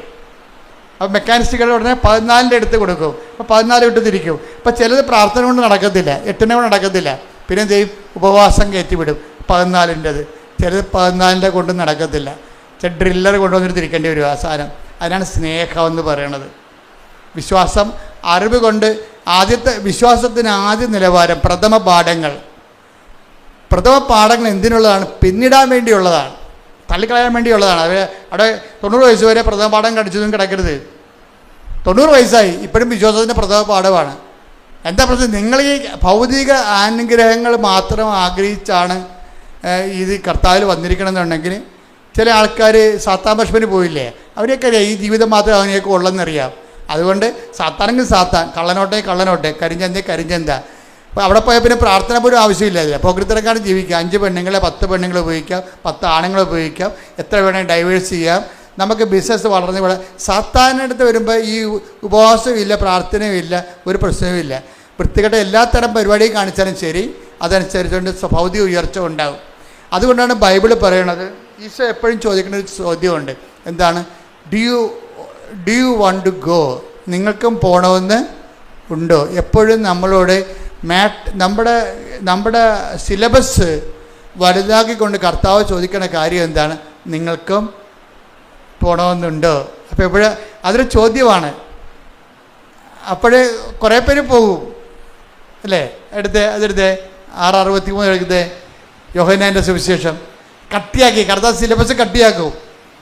പിതാക്കന്മാരെ പോയി മരുഭൂമി വെച്ച് മഞ്ഞ ഭക്ഷിച്ചു, അതുപോലെ ഈ അപ്പം ഭക്ഷിക്കുന്ന നിത്യം ജീവിക്കാൻ ലോകത്തിൻ്റെ ജീവന് വേണ്ടി ഞാൻ നൽകുന്ന അപ്പം എൻ്റെ ശരീരം തന്നെയാണ്. അപ്പോൾ എൻ്റെ ശരീരം തന്നെയാണെന്ന് പറയുമ്പോൾ സിലബസ് കട്ടിയായി. അവർ ചോദിക്കും, ഇയാളുടെ ശരീരം, ഇയാൾ യൗസേപ്പിൻ്റെ മകനല്ലേ, മറിയമല്ലേ ഇയാളുടെ അമ്മ, ഇയാളുടെ ശരീരം നമ്മളെങ്ങനെ ഭക്ഷിക്കണത്? ഇതെന്നാ വർത്താനം ചോദിക്കും. കഠിനമാണെന്നൊക്കെ പറയും. അപ്പോൾ അങ്ങനെ കുറേ ആൾക്കാരിട്ട് സിലബസ് കഠിനമാക്കും. വിശ്വാസത്തിൻ്റെ വിഷയം കഠിനമാക്കും. വിശ്വാസത്തിൻ്റെ വിഷയം കഠിനമാക്കുമ്പോൾ എൻ്റെ അർത്ഥം എന്താണ്? നിങ്ങളെ പ്രഥമ പാഠങ്ങൾ പിന്നിട്ട് വന്നതിൻ്റെ അർത്ഥം. വിശ്വാസത്തിൻ്റെ വിഷയം കഠിനമാകും. അപ്പം അതിൻ്റെ പ്രഥമ പാഠങ്ങൾ പിന്നിട്ട് എന്താണ്? ഇനി പക്വതയാണ് വളരണം. അടയാളമില്ലാത്ത കാലം അമ്മയോടൊപ്പം എന്ന് പറഞ്ഞ് എനിക്കൊരു പുസ്തകമുണ്ട്. അതായത് പക്വതയ്ക്ക് വളരുമ്പോൾ പിന്നീട് ആ ഒരു ഭാഗം എടുത്ത് യോഹന്നാൻ 6:67. യോഹന്നാൻ 6:67. യേശു 12 പേരോടുമായി ചോദിച്ചു, നിങ്ങളും പോകാൻ ആഗ്രഹിക്കുന്നുവോ? അപ്പൊ നമ്മൾ ഇടയ്ക്ക് ഇങ്ങനെ കൊടയും. എൻ്റെ അർത്ഥം എന്താ? ഇട്ടും പോടാന്നതിൻ്റെ അർത്ഥം ഇനിയുള്ള പാഠം നിങ്ങൾ നിൽക്കണമെന്നില്ല, കാര്യത്തിൽ കട്ടിയാണ്. കർത്താവിൻ്റെ ഉദ്ദേശം എന്ന് പറയുന്നത് അതാണ്. പ്രഥമ പാഠങ്ങൾ പിന്നിടുമ്പോൾ നമുക്ക് എപ്പോഴും ഒരു ഡ്രൈനെസ് തോന്നും. നമ്മൾ ഇപ്പോൾ കുറേ പ്രാർത്ഥിക്കുന്നു, ചില സമയത്ത് നമുക്ക് ആത്മീയ വരൾച്ച തോന്നും. അച്ഛന്മാർക്കൊക്കെ എപ്പോഴും തോന്നും. കാര്യം അവർ കടകടാന്നിങ്ങനെ വളരണ കാരണം വളർച്ചയുടെ ഘട്ടത്തിൽ ഭയങ്കരമായിട്ട് ദൈവം ഉണ്ടോ എന്നൊക്കെ ചോദിച്ചു പോകും.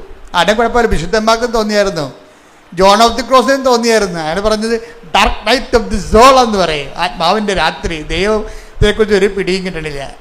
ഇത്രയും നാൾ ജീവിച്ചു, ഭയങ്കര വിശുദ്ധിയോട് ജീവിച്ചു. പക്ഷെ ചില സമയത്ത് ലെഫ്റ്റ് ഇൻ ദി എയർ, ദൈവം ഉണ്ടോ എന്ന് പോലും സംശയമാണ്. വളർച്ചയുടെ പാഠങ്ങൾ. അപ്പോൾ ട്രാൻസിഷൻ പീരീഡിൽ എപ്പോഴും ഇതുപോലെ വാക്കംനെസ് ഉണ്ടാവും. അതായത് നമ്മൾ വിശ്വാസത്തിൻ്റെ പ്രഥമ പാഠങ്ങൾ. ഇപ്പം നിങ്ങൾ ആദ്യം എന്താ ചെയ്യണത്? അറിവും പ്രാർത്ഥനയും. അതിൻ്റെ പാഠം കഴിഞ്ഞിട്ട് ഉപവാസവും പ്രത്യാശയും ഇല്ലേ? അതിൻ്റെ പാഠവും കഴിഞ്ഞു പോകും. ഇനി എന്താണ്? പ്രാർത്ഥനയും കൊണ്ട് ഉപവാസം കൊണ്ട് നിൽക്കാത്ത കാര്യങ്ങൾ വരും. 17:21 എന്താ പറയണത്?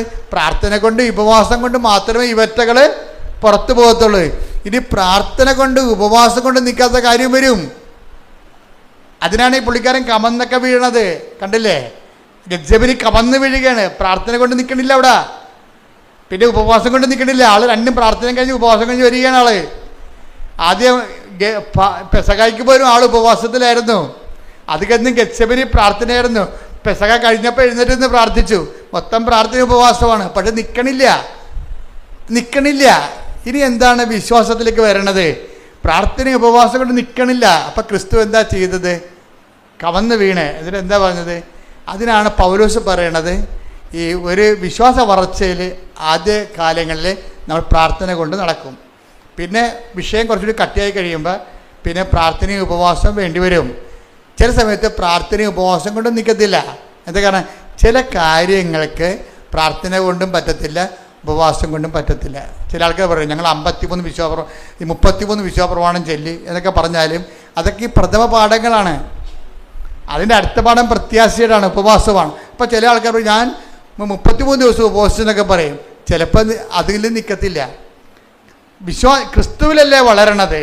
ക്രിസ്തുവിൽ വളരുന്ന അനുസരിച്ച് കൊണ്ട് ഇതുപോലെയുള്ള ചില കാര്യങ്ങളിൽ ഘട്ടം ഘട്ടമായിട്ട് വളർച്ച ഉണ്ടാകുമ്പോൾ എന്തു ചെയ്യും? ആദ്യം വിശ്വാസത്താൽ അതായത് അറിവ് കൊണ്ട് വിശ്വാസമൊക്കെ ഉണ്ടാകും. വിശ്വാസം കൊണ്ട് അതുപോലെ തന്നെ പ്രാർത്ഥനയൊക്കെ ഉണ്ടാകും, പ്രാർത്ഥനാ ജീവിതം, പിന്നെ ഉപവാസമുണ്ട്, പിന്നെ എന്താണ്, അതായത് വിശ്വാസം, പ്രത്യാശ, പിന്നെ എന്താ ഉള്ളത്, സ്നേഹമെന്നും സംഭവമുണ്ട്. അതാണ് ഗലാത്യർ 5:6. സ്നേഹത്താൽ പ്രവർത്തനക്ഷമമായ വിശ്വാസം, ഉടമ്പടി അതാണ്. അത് മനസ്സിലാക്കണം, അല്ലാതെ വല്ലതൊക്കെ കാണിച്ചു വെക്കരുത്. ഉടമ്പടി പ്രഥമ പാഠങ്ങൾ പിന്നിട്ട സംഭവമാണ്. വിശ്വാസത്തിൻ്റെ നിലവാരം കഴിഞ്ഞു, പ്രാർത്ഥന കൊണ്ടും കഴിഞ്ഞു. അതാണ് മേജർ പ്രോബ്ലംസ് അഡ്രസ് ചെയ്യാൻ ഉടമ്പടിയെ പറ്റത്തുള്ളൂ. എന്താ കാര്യം? ഉടമ്പടി എന്താണ്? ഉടമ്പടി ഗലാത്യർ 5:6. അതെന്താണ്? അറിവ് കൊണ്ടല്ല അവിടെ വർക്കൗട്ട് ചെയ്യണം, വിശ്വാസം കൊണ്ടല്ല, പിന്നെ എന്താണ്? സ്നേഹം കൊണ്ടാണ്. വിശ്വാസം, പ്രത്യാശ, സ്നേഹം. ദൈവിക പുണ്യങ്ങളെ, ഈ ഗെത്സെമനി വരുമ്പോൾ ഈശോ പ്രകടിപ്പിക്കുന്നത് എന്താണ്? സ്നേഹമാണ്. എന്താണ്? എല്ലാം അപ്പാനെ വിളിച്ച് അപ്പാക്ക് വേണ്ടി ജീവിച്ചൊക്കെ നടന്നെങ്കിലും സമയത്ത് അപ്പ കാല് മാറി, അപ്പായെ കാണാനില്ല. അപ്പോൾ എലോയ് ലമാസ്തബക്താനി എന്ന് പറഞ്ഞ് കരയും. കരഞ്ഞിട്ട് എന്ത് ചെയ്യും? സ്നേഹം എല്ലാം വിശ്വസിക്കുന്നു. അങ്ങനെ പോകത്തില്ല. അപ്പ ഇവിടെ എവിടെയെങ്കിലും ഉണ്ട്, ഇപ്പോഴത്തെ അവസ്ഥയിൽ എന്നെ കാണാത്തതാണ്. അതാണ് എൻ്റെ ഇപ്പോഴത്തെ പാഠം. അതുകൊണ്ട് പറയും ഐ കമൺ മൈ സ്പിരിറ്റ്. അത് ഭയങ്കര സംഭവമല്ലേ? അതാണ് ക്രിസ്തു കടന്നുപോയ വഴികൾ. ക്രിസ്തു ആണ് നമ്മുടെ സബ്ജക്റ്റ്. അപ്പം ക്രിസ്തു കടന്നുപോയെന്ന വഴികൾ അനുസരിച്ച് കൊണ്ട് നമ്മുടെ ജീവിതാനുഭവങ്ങളെ നമ്മളെ ക്രിസ്തു കേന്ദ്രീകൃതമായിട്ട് വേണം ജീവിതാനുഭവങ്ങളെ വിലയിരുത്താൻ. മനസ്സിലായില്ലേ? അല്ലാതെ നിങ്ങൾ ഈ കഞ്ഞി ആൾക്കാരായിട്ട് നടക്കരുത്. വിശ്വാസത്തിൻ്റെ പ്രഥമ പാഠങ്ങൾ പിന്നിടാൻ വേണ്ടിയുള്ളതാണ്.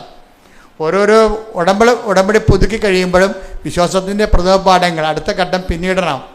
ഇവർ നീല ഉടമ്പടിയോടും വളർന്നിട്ടില്ല. അത് ഭയങ്കര സംഭവമാണത്. ഇവരിപ്പോഴും പണ്ട് പേരക്കിടങ്ങ് ആനയാണ് കൂനയെന്നൊക്കെ പറഞ്ഞത് കരഞ്ഞു കൂപ്പി പണ്ട് പച്ച ഉടമ്പടി എടുത്ത കാലത്ത് എന്താണ് ഇവർ പറഞ്ഞത്, അത് ആ നിലവാരം തന്നെ ഈ പണ്ടാരത്തിന് ഇപ്പോഴും ഉള്ളത്. അതുകൊണ്ട് ഇനി കാണുമ്പോൾ തന്നെ എനിക്ക് പറയും, കർത്താവിനെ പടി കൊടുക്കാൻ വേണ്ടി രാവിലെ വണ്ടിയും കയറി വന്നിരിക്കണമെന്ന്. ഇവർ വളരണില്ല, ഇവർ വളർന്നിട്ടില്ല. സംഭവം ഈ വിശ്വാസത്തിൻ്റെ പ്രഥമ പാഠങ്ങൾ പിന്നിട്ട് കഴിഞ്ഞാൽ നിങ്ങൾ എൻ്റെ അടുത്ത് വരത്തില്ല. എൻ്റെ അടുത്തല്ല, ദൈവത്തിൻ്റെ അടുത്ത് പോലും നമ്മൾ ചെല്ലത്തില്ല. എന്താ കാര്യം? അക്കാലങ്ങളിൽ നിങ്ങൾ എന്നോടൊന്നും ചോദിക്കത്തില്ല.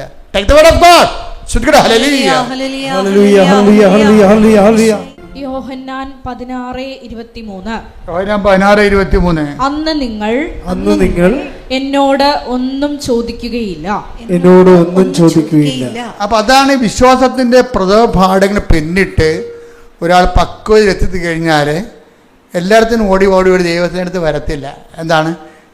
അപ്പ ഇവിടെ ഉണ്ടെന്നുള്ളത് എന്നെ കൈവിട്ട പോലെ എനിക്ക് തോന്നണത്, but I still believe in. എന്താണ്? എൻ്റെ വിശ്വാസം ഇപ്പോൾ വർക്കൗട്ട് ചെയ്യണത് കേൾവിയിൽ നിന്നൊന്നുമല്ല, പിന്നെ എന്താണ്? പ്രത്യാശയിൽ നിന്നുള്ള വിശ്വാസം വർക്കൗട്ട് ചെയ്യണത് സ്നേഹം കൊണ്ടാണ്. സ്നേഹത്താൽ പ്രവർത്തനക്ഷമമായ വിശ്വാസമായതുകൊണ്ട് എന്ത് ചെയ്യും?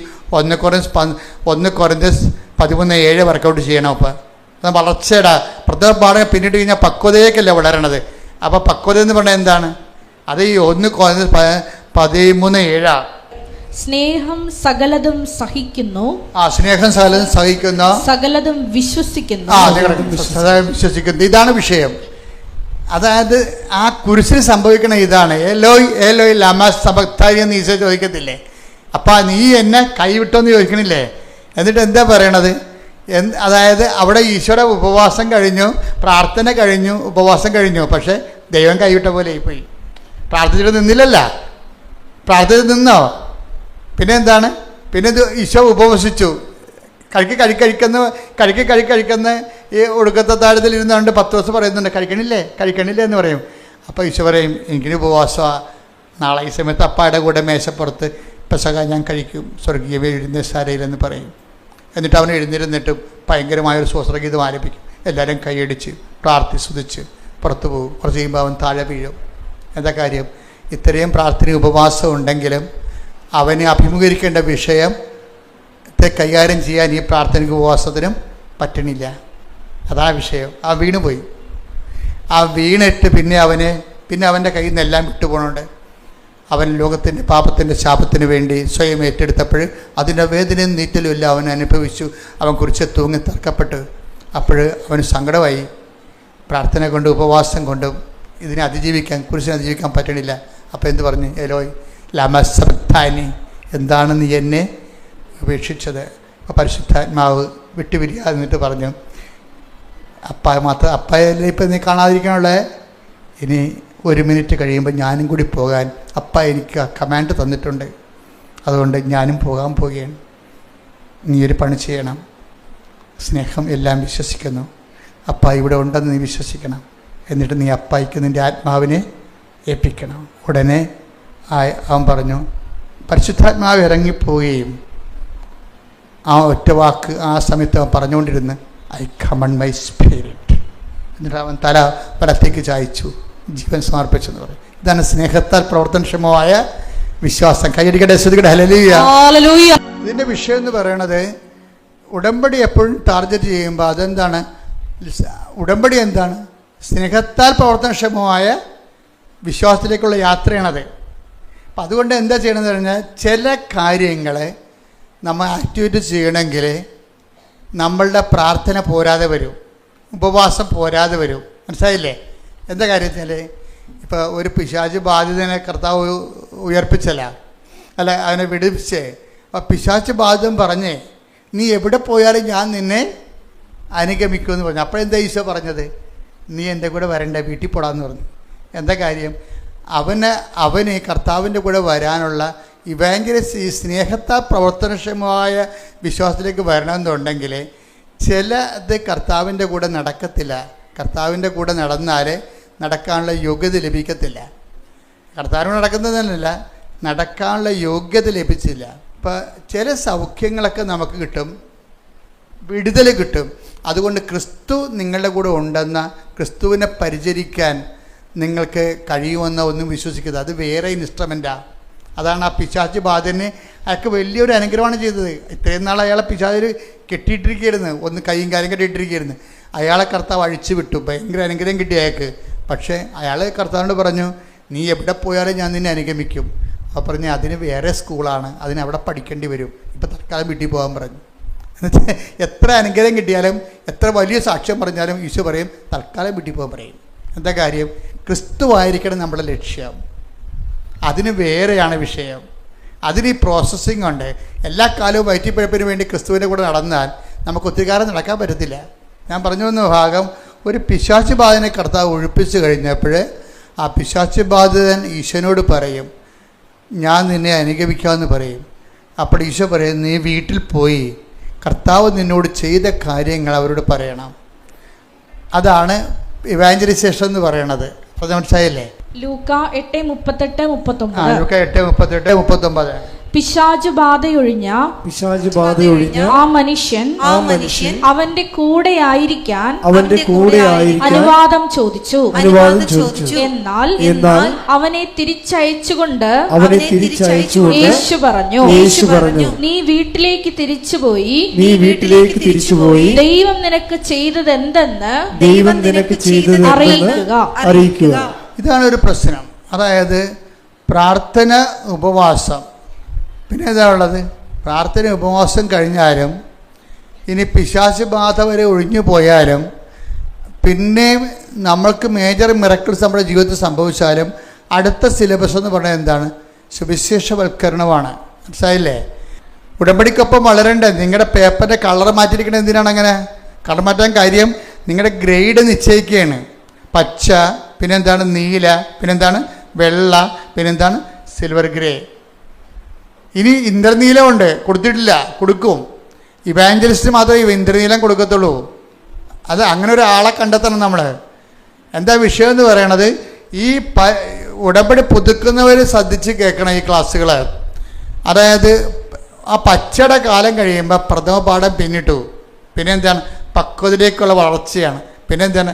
അവിടെ ഉപവാസത്തിനാണ് പ്രാധാന്യം വരണത്. ആദ്യം പ്രാർത്ഥനയ്ക്ക് പ്രാധാന്യം, പിന്നെ ഉപവാസത്തിന് പ്രാധാന്യം, പിന്നെ വെള്ള വന്നു കഴിഞ്ഞാൽ സ്നേഹത്താൽ പ്രവർത്തനക്ഷമമായ വിശ്വാസം.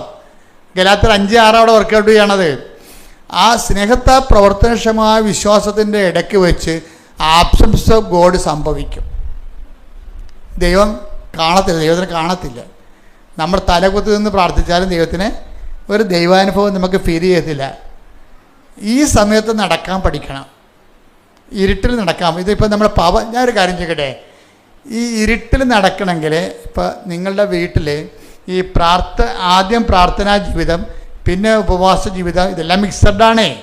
അങ്ങനെ നമ്മൾ വളർന്ന് വചനം കേട്ട് വളർന്ന് അനുഭവങ്ങൾ കിട്ടി, അതിനെ റെസ്പോണ്ട് ചെയ്ത് നമ്മൾ കർത്താവിൻ്റെ അനുഭവം പ്രാപിച്ച് വളർന്ന് നമ്മൾ നല്ല പക്വതയായി കഴിഞ്ഞാലും കുറേ സമയത്ത് പിന്നെ പറയും, നീ ഇങ്ങനെ എൻ്റെ കൂടെ, ചില ആൾക്കാരുണ്ടല്ലോ ഒരു പണിക്കും പോകാതെ കർത്താവിൻ്റെ കൂടെ ഇപ്പം ഞാനൊരു ആളെ എടുക്കണമെങ്കിൽ ഞാൻ നോക്കണം, വീട്ടിൽ നിന്നെക്കുറിച്ച് എന്ത് പറയണമെന്ന് ചോദിക്കും ഞാൻ. വീട്ടുകാർക്ക് എല്ലാ പ്രകൃതവും അറിയാം നിങ്ങളുടെ. അതുകൊണ്ട് ഒരാളെക്കുറിച്ച് വീട്ടുകാരെന്ത് പറയുന്നു എന്നുള്ളതാണ് അവരാൾ സുവിശേഷം സ്വീകരിച്ച ഇല്ലെന്ന് അറിയണത്. വീട്ടുകാർക്ക് നിങ്ങളെക്കുറിച്ചുള്ള അസസ്മെൻ്റ് എന്താണ്? നിങ്ങളുടെ കക്ഷത്ത് ബൈബിളുണ്ട്, കൈ കൊന്തമുണ്ട്, കാണുമ്പോഴൊക്കെ നിങ്ങൾ തുറന്നു നോക്കുന്നുണ്ട്, ഓരോ കാര്യം പറയുന്നുണ്ട് നിങ്ങൾ. പക്ഷേ വീട്ടുകാർക്ക് അസസ്മെൻ്റ് എന്താണ്? അതാണ് നിങ്ങളുടെ സ്റ്റാറ്റസ് എന്ന് പറയണത്. അതാണ് നിങ്ങൾ. ഇപ്പം ഇവനെന്താ പറയണത്? കർത്താവിനോട് പറയണത് എവിടെ പോയാലും ഞാൻ നിൻ്റെ കൂടെ ഉണ്ടാകുമെന്ന്. അപ്പം ഈശോ പറഞ്ഞ് അങ്ങനെ അത്രയും നീ വളർന്നിട്ടില്ല, നീ ആരാണെന്ന് അറിയാൻ വേണ്ടി വീട്ടിൽ ചെന്ന് നോക്കാൻ പറയും. വീട്ടിൽ നിന്ന് പറയാൻ പറഞ്ഞു. വീട്ടിലുള്ളവരോട് നീ സുവിശേഷം ജീവിച്ച് നോക്ക്, എന്നിട്ട് തിരിച്ചു വരാൻ പറയും. ഏറ്റവും സുവിശേഷം ജീവിക്കാൻ പാടെ എവിടെയാണെന്ന് അറിയാവാ? നമ്മുടെ വീട്ടിലാണ്. പള്ളിയിലും സഭയിലും പോലും പ്രശ്നമില്ല. സുവിശേഷം ജീവിക്കാൻ ഏറ്റവും പാട്. അതുകൊണ്ടാണ് നിങ്ങളുടെ കൂട്ടുകാർ നിങ്ങളെ വിശ്വസിക്കാത്തത്. പലരെയും നിങ്ങൾ പ്രാർത്ഥനയ്ക്ക് കാണുമ്പോൾ ഉടമ്പടിയൊക്കെ പോകുമ്പോൾ അവർ ചിരിക്കണില്ലേ ചിലർ? കാര്യം എന്താ, ഇത് പാക്കനാർ എന്താണ് ഞാൻ പറഞ്ഞില്ല, എന്ത് സംഭവമാണ്? പാക്കനാരൊരു കായും കൊണ്ട് പോയായിരുന്നല്ല, ആ ചുരക്കായും കൊണ്ടുപോയി. അപ്പോൾ പാക്കനാർ കാശിക്ക് പോവുകയാണ്. അപ്പോൾ ഭാര്യ പറഞ്ഞ്, അയാളെപ്പോഴും ഭയങ്കര ചൂടനാണ്, ഭയങ്കര എപ്പോഴും കടുത്ത, അവർക്ക് സൗകര്യമില്ല. അപ്പോൾ ഇതിൻ്റെയൊക്കെ ഇയാൾ കാശിക്ക് പോകാൻ നേരത്ത് പെണ്ണും പിടിയാക്കൊണ്ട് പാര വെച്ച് കൊടുത്തു. അത് ഞാൻ പോകുമ്പോൾ ആ ചുരക്കായും കൊണ്ട് പോയിക്കോ, എന്നിട്ട് എല്ലാ വെച്ച് തൊഴിലണ എല്ലാ അമ്പലക്കുളത്തിലും ചുരക്കായ് നിങ്ങൾ കുളിച്ച് പൊങ്ങുമ്പോൾ ചുരക്കായും മുക്കി പൊക്കാൻ പറയും. അപ്പോൾ ഭാര്യ പറഞ്ഞതല്ലേ, ഏലും കുളിക്കണ കാര്യമല്ലേ, അമ്പലക്കുളത്തിൽ ശുദ്ധി ചെയ്യണ കാര്യമല്ലേ, നല്ല കാര്യം എന്ന് പറഞ്ഞാൽ പക്കനാർ ചുരക്കായും കൊണ്ടുപോയി കാശി വരെ കണ്ട കുളത്തിലെല്ലാം കുളിച്ച് അവിടെ എല്ലാം വെച്ചമ്പലത്തിലെല്ലാം തൊഴുത് ചുരക്കായും മുക്കിയെടുത്ത് തിരിച്ചു കൊണ്ടുവന്ന് പെണ്ണുമ്പളെ കൊടുത്ത്. അപ്പോൾ അത് കരുതി കറി വയ്ക്കുകയും ചെയ്ത്. കറി വെച്ച് കഴിഞ്ഞപ്പോൾ അത് മാത്രമായിട്ട് കറി വെച്ച്. അപ്പം പാക്കനാർ ഈ പെണ്ണുമ്പോഴോട് തന്തൊക്കെ വിളിച്ച്, ഇതെന്തൊരു കൈക്കളല്ല എന്ന് പറഞ്ഞു. അപ്പോൾ പറഞ്ഞു, അതന്നെ നിങ്ങൾ വേറെ മാറ്റമൊന്നുമില്ല, കാശിക്ക് പോയെന്നേ ഉള്ളെന്ന്. കാശിക്ക് പോയെന്നേ ഉള്ളൂ. ഈ ചുരക്കാട് അവസ്ഥ തന്നെയാണ് നിങ്ങൾക്കുള്ളതെന്ന്. ഇതുപോലെ ഒരു പ്രോസസ്സിങ് നമുക്കറിയണം. എനിക്കത് എന്നെ കുറെ ചോദിച്ചിട്ടുണ്ട്. എനിക്ക് ഈ ഒരാൾ എന്തിനും പറയുമ്പോഴേ അത് എന്താണ് പറയണമെന്നല്ല ഞാൻ എൻ്റെ മനസ്സിൽ പരിശുദ്ധാത്മ പറയണത്, എന്തുകൊണ്ട് പറയണമെന്നാണ്. അതവിടെ അരൂപിയുടെ പ്രശ്നമാണ്. അപ്പോൾ ഇവർ കള്ളത്തര ഒളിപ്പിച്ച് വെച്ചിട്ടുണ്ട്, വേറൊരു കാര്യമാണ് പറയണമെന്നുള്ളതുകൊണ്ട് അതെനിക്ക് പെട്ടെന്ന് അറിയാൻ പറ്റും. അപ്പോൾ ഞാൻ സാധാരണ ശരിക്കും ചൂടാവും. അപ്പോൾ ഈ കുറേ നാളെ കൂടെ നടക്കുന്നവർ ചോദിക്കുവേ, സത്യം പറഞ്ഞ അച്ഛൻ ഈ മാതാവിനെ കണ്ടെങ്കിൽ പിന്നെ പാകപ്പെട്ട് സൗമ്യമായിട്ടൊക്കെ കിടക്കേണ്ടതല്ലേ? നമുക്ക് സൗമ്യമായിട്ട് നമ്മൾ ശാസിക്കേണ്ട സമയത്ത് ശാസിക്കണം. അല്ലെങ്കിൽ നിങ്ങളുടെ കുഞ്ഞുങ്ങൾ പോലും വഴിതെറ്റി വളഞ്ഞു പോകും. ശാസിക്കേണ്ട സമയത്ത് തെറ്റ് കാണുമ്പോൾ അത് ശാസിക്കണം. പക്ഷേ അതിൻ്റെ പേരിൽ അത് വിശ്വാസത്തിൻ്റെ വിഷയമായിട്ട് എടുക്കരുത്. വിശ്വാസത്തിൻ്റെ വിഷയമാണത്, പക്ഷേ അതിനെ വെച്ച് അസസ് ചെയ്യാൻ പറ്റത്തില്ല നമുക്ക് ഒരാളെ. അതുകൊണ്ട് നിങ്ങൾ പറയരുത് വീട്ടിൽ പോകുമ്പോൾ എല്ലാം ക്ഷമിക്കണം, അച്ഛൻ പറഞ്ഞിട്ടുണ്ട് ഞാൻ ഉടമ്പടിയിലാണ്, അതുകൊണ്ട് വായി നാക്കിയുടെ അടുത്ത് പുറത്തെടുക്കണമെന്ന് പറഞ്ഞൊരു കാര്യമില്ല. നിങ്ങളുടെ മക്കൾ ചിലപ്പോൾ കഞ്ചാവ് വലിച്ച് അവൻ്റെ ഉടുപ്പ് കഴുകാൻ എടുക്കുമ്പോഴായിരിക്കും ചിലപ്പോൾ കഞ്ചാവ് ഇരിക്കണത്. അപ്പം തന്നെ കൈ കിട്ടിയ സാധനം കൊണ്ട് തലക്കെട്ട് അടിക്കണം. അപ്പം തന്നെ എന്താ കാര്യം? അമ്മയ്ക്ക് അടിക്കാൻ അധികാരമുണ്ട്, അമ്മയ്ക്ക് പ്രായമില്ലല്ല. കാര്യം അത്രയും അധികാരം വേറെ ആർക്കും ഇല്ല. കാര്യം നിങ്ങളുടെ ഇൻവെസ്റ്റ്മെൻ്റ് അല്ലേ അത്. അപ്പം അമ്മ ഉള്ളിടത്തോളം കാലം എത്ര പേരാണ് വിശുദ്ധിയോട് ജീവിക്കണത്? ആരെങ്കിലും ഇന്ന് വെടിപ്പും മെനയോടെ ജീവിക്കുന്നുണ്ട്, ഒരു കാര്യം അവരുടെ അമ്മയാണ് അതിൻ്റെ കാരണം. കാര്യം അമ്മയുടെ ശാസനയിലും കാര്യം അമ്മയ്ക്കൊരു ഗുണമുണ്ട്, അമ്മ എത്ര ഉപദ്രവിച്ചാലും അമ്മയുടെ സ്നേഹത്തെ അവിശ്വസിക്കത്തില്ല മക്കൾ. എന്താ കാര്യം? ആ സ്നേഹം അവർ അനുഭവിച്ചിട്ടുള്ളതാണ്. അതുകൊണ്ട് അമ്മയുടെ സങ്കടം കൊണ്ടാണ് അടിക്കണമെന്നേ മക്കൾ വിചാരിക്കത്തുള്ളൂ. കാര്യം ദൈവം കഴിഞ്ഞാൽ പിന്നെ അമ്മയേ ഉള്ളൂ, അത് കഴിഞ്ഞാണ് അച്ഛനുള്ളത് വിശ്വാസ പഠനങ്ങളിൽ. അപ്പം അതുകൊണ്ട് ഞാൻ പറഞ്ഞു, ഉടമ്പടി എടുത്തും പറഞ്ഞുകൊണ്ട് നിങ്ങളെല്ലാം കൂടി ഉറിയക്കരി ഇരുന്നിട്ട് അവസാനം മക്കൾ പോക്കിരിത്തരങ്ങളുടെ ജീവിക്കുന്ന കുറേ ആൾക്കാരില്ലേ, കുറേ വിശുദ്ധന്മാരും ഭക്തന്മാരുടെയും മക്കൾ വഴിപിഴച്ചവരാണ്. അതെന്താ കാര്യം? അവർ വിശുദ്ധി കീപ്പ് ചെയ്യാൻ വേണ്ടി വാഹം മിണ്ടാ പ്രാണികളായിട്ട് നടന്നിട്ട് മക്കൾക്ക് അവരുടെ അത് തരമായിട്ട് എടുത്തിട്ട് അവർക്ക് അവരുടെ ഇഷ്ടം പോലെ അവർ ജീവിക്കും. അത് ഞാൻ ഇടവകെ കണ്ട കാര്യങ്ങളാണ്. അപ്പം അതുകൊണ്ട് നിങ്ങളെപ്പോഴും ശ്രദ്ധിക്കേണ്ട വിഷയം ഇതാണ്. ഈ ഉടമ്പടിയുടെ വിഷയത്തിൽ നമ്മൾ വിഷയവും വിശ്വാസ വളർച്ചയും വളരെ ബന്ധപ്പെട്ട കാര്യങ്ങളാണ്. കാരണം വിശ്വാസം നമ്മളെ സംബന്ധിച്ചിടത്തോളം ഓരോ ഘട്ടം ചെല്ലുമ്പോഴും നമ്മൾക്ക് വളർച്ച ഉണ്ടാകണം, വളർച്ച രേഖപ്പെടുത്തണം. വളർച്ച രേഖപ്പെടുത്താത്ത കൊണ്ടാണ് അതേ വിഷയം റെക്കർ ചെയ്യണത്. നമ്മളത് പഠിച്ചതാണ്, നമ്മൾ ആ വിഷയം വന്ന് ഇന്ന നിലപാട് എടുക്കത്തുള്ളൂ എന്ന് കണ്ടു കഴിഞ്ഞാൽ പിന്നീട് കർത്താവ് ആ വിഷയം മാറ്റിയിട്ട് വേറെ സബ്ജക്റ്റ്. ഒരു കാര്യം വ്യക്തമാണ്, ആ സമയത്ത് നിങ്ങൾ എന്നോടൊന്നും ചോദിക്കത്തില്ല എന്ന് പറയുന്ന വിശ്വാസത്തിൻ്റെ 3-ാം തലമുറയാണ്. എന്താ കാര്യം? എൻ്റെ കർത്താവിന് എന്നെക്കുറിച്ച് എല്ലാം അറിയാം, ദൈവം അറിഞ്ഞുകൊണ്ടാണ് ഇത് സംഭവിക്കുന്നത്. അതുകൊണ്ട് ഞാൻ എൻ്റെ അമ്മയെപ്പോലെ ഞാൻ ഹൃദയത്തിൽ സംഗ്രഹിച്ചു. അതാണ് അവിടെ ഈ വിശ്വാസത്തെ, പ്രവർത്തനക്ഷമമായ വിശ്വാസത്തിൻ്റെ ആൾരൂപമാണ് അമ്മ. എന്താ കാര്യം? ഏറ്റവും സങ്കടകരമായ വിഷയം വന്നാലും ഹൃദയത്തിൽ സംഗ്രഹിക്കും. അതെന്താ കാര്യം? അത് യോഹന്നാൻ 16:23 ആ ദിവസങ്ങളിൽ നിങ്ങൾ എന്നോടൊന്നും ചോദിക്കത്തില്ല. ചോദിക്കാൻ എന്തു ചെയ്യും? ഹൃദയത്തിൽ സംഗ്രഹിക്കും. അതേക്കുറിച്ച് സ്വന്തമായിട്ട് ധ്യാനിക്കും. ധ്യാനിച്ച് ദൈവത്തിൻ്റെ പദ്ധതി സ്വന്തമായിട്ട് കണ്ടെത്തും. അതാണ് പരിശുദ്ധ അമ്മ. ശ്രദ്ധിക്കട്ടെ. ഹല്ലേലൂയ. പരിശുദ്ധ അമ്മ ഈ വിശ്വാസത്തിൻ്റെ പ്രഥമ പാഠങ്ങൾ പിന്നിടുമ്പോൾ നമുക്ക് ഓരോ മണിയടിക്കും. സുവിശേഷത്തിൽ നമുക്കറിയാൻ പറ്റും. എന്താണ് അമ്മ ഒരു ചോദ്യം ചോദിച്ചു. എന്താ ചോദിച്ചത്? നീ എന്താണ് ഞങ്ങളോട് ഇങ്ങനെ ചെയ്തത്? നമുക്കെല്ലാം വേണ്ടി ചോദിച്ചതാണ്. എല്ലാവർക്കും ചോദിക്കാം. ഭർത്താവ് ഇപ്പോൾ 35-ാമത്തെ വയസ്സ് ഭർത്താവ് മരിച്ചു പോയവരില്ലേ, അവിടെ മനസ്സിൽ അവരെന്നും ചോദിക്കും, എന്താ നീ ഞങ്ങളോട് ഇങ്ങനെ ചെയ്യണം? എൻ്റെ അനിയത്തി ഭർത്താവിനെയും കൊണ്ട് അവരുടെ മക്കളൊക്കെ ആയിട്ട് അവർ കാറിൽ എല്ലാ ദിവസവും ശനിയാഴ്ച പോയി അവർ ഹോട്ടലിൽ പോയി ഭക്ഷണം കഴിക്കുന്നുണ്ട്. എന്നെ വിളിക്കാനും തിരക്കാനില്ല, എനിക്ക് മക്കളും ഇല്ല. നീ എന്താണ് എന്നോട് ഇങ്ങനെ ചെയ്തത്? ചോദിക്കാം. അതായത് നമുക്ക് ദൈവത്തോട് ചോദിക്കാൻ പറ്റുന്ന ഏറ്റവും വലിയ ചോദ്യമാണത്. അമ്മ ചോദിച്ചത്, നമുക്ക് വേണ്ടി ചോദിച്ചതാണ്. നീ എന്താണ് ഇങ്ങനെ ഞങ്ങളോട് ചെയ്തത്? പക്ഷെ അതിന് ദൈവത്തിന് ഉത്തരവുണ്ടേ. എന്താ കാര്യം? ഞാൻ എൻ്റെ പിതാവിൻ്റെ കാര്യത്തിൽ ഞാൻ എൻ്റെ പിതാവിൻ്റെ കാര്യത്തിൽ വ്യാപൃതനായിരിക്കേണ്ടവനാണെന്ന് നീ അറിയുന്നില്ലേ? അപ്പൊ പാഷൻ കാലം എന്ന് പറയുമ്പോൾ ബൈബിൾ അങ്ങനെ പാഷൻ കാലം എന്ന് പറയത്തില്ല. സങ്കടങ്ങളുടെ കാലം എന്ന് പറയുമ്പോൾ ഇപ്പം കൊച്ചു മരിച്ചു, ഗർഭത്തിൽ കിടന്ന് കൊച്ചു മരിച്ചു. ഇപ്പോൾ ഒരു അമ്മയുടെ സാക്ഷ്യം കണ്ടല്ലേ, കഴിഞ്ഞ ദിവസം ഞാൻ കിടന്നത്. അതായത് ഒരു കുഞ്ഞു മരിച്ചു. അപ്പം ആ കുഞ്ഞു മരിച്ചപ്പോൾ ആ കുഞ്ഞ് മരിച്ചു പോയപ്പോൾ അവർക്ക് അതുപോലെ ഒരു കുഞ്ഞിനെ വേണം. ഇന്നലെ പറഞ്ഞതാണ്, സഹിക്കാൻ പറ്റണില്ല. 11 വയസ്സുള്ള മകൻ മരിച്ചു. അപ്പോഴേ പിന്നെ ഇവർ അമ്മ ഭ്രാന്തായിപ്പോയി. അപ്പോഴേ അവർ നോൺ ക്രിസ്ത്യനാണ്. പക്ഷേ അമ്മയെ പരിചയപ്പെട്ടവർ പറഞ്ഞു, അമ്മേ എൻ്റെ കുഞ്ഞ് മരിച്ചുപോയി, എനിക്ക് ഭ്രാന്തായിപ്പോയി, എനിക്ക് ഇതുപോലെ ഒരു കുഞ്ഞിനെ തരണമെന്ന് പറഞ്ഞു. അത് ഒരു ആൺകുഞ്ഞിനെ തന്നെ തരണമെന്ന് പറഞ്ഞു. അതിനാണ് അവൾ ഉടമ്പടി എടുത്തിരിക്കുന്നത്. അപ്പോൾ അവൾക്ക് അങ്ങനെ കിടക്കാൻ കാര്യം, അവൾ ഉടനെ അമ്മ ഒരു ഓപ്പറേഷൻ കാണിച്ചു കൊടുത്ത് മനസ്സിൽ. ഇപ്പോൾ ഭർത്താവിനോട് പറഞ്ഞു, എടോ അവരെന്തോ വാസക്ടമിയോ ട്യൂബക്ടമിയോ ചെയ്തിരിക്കുന്ന ആൾക്കാരാണെന്ന് തോന്നുന്നു.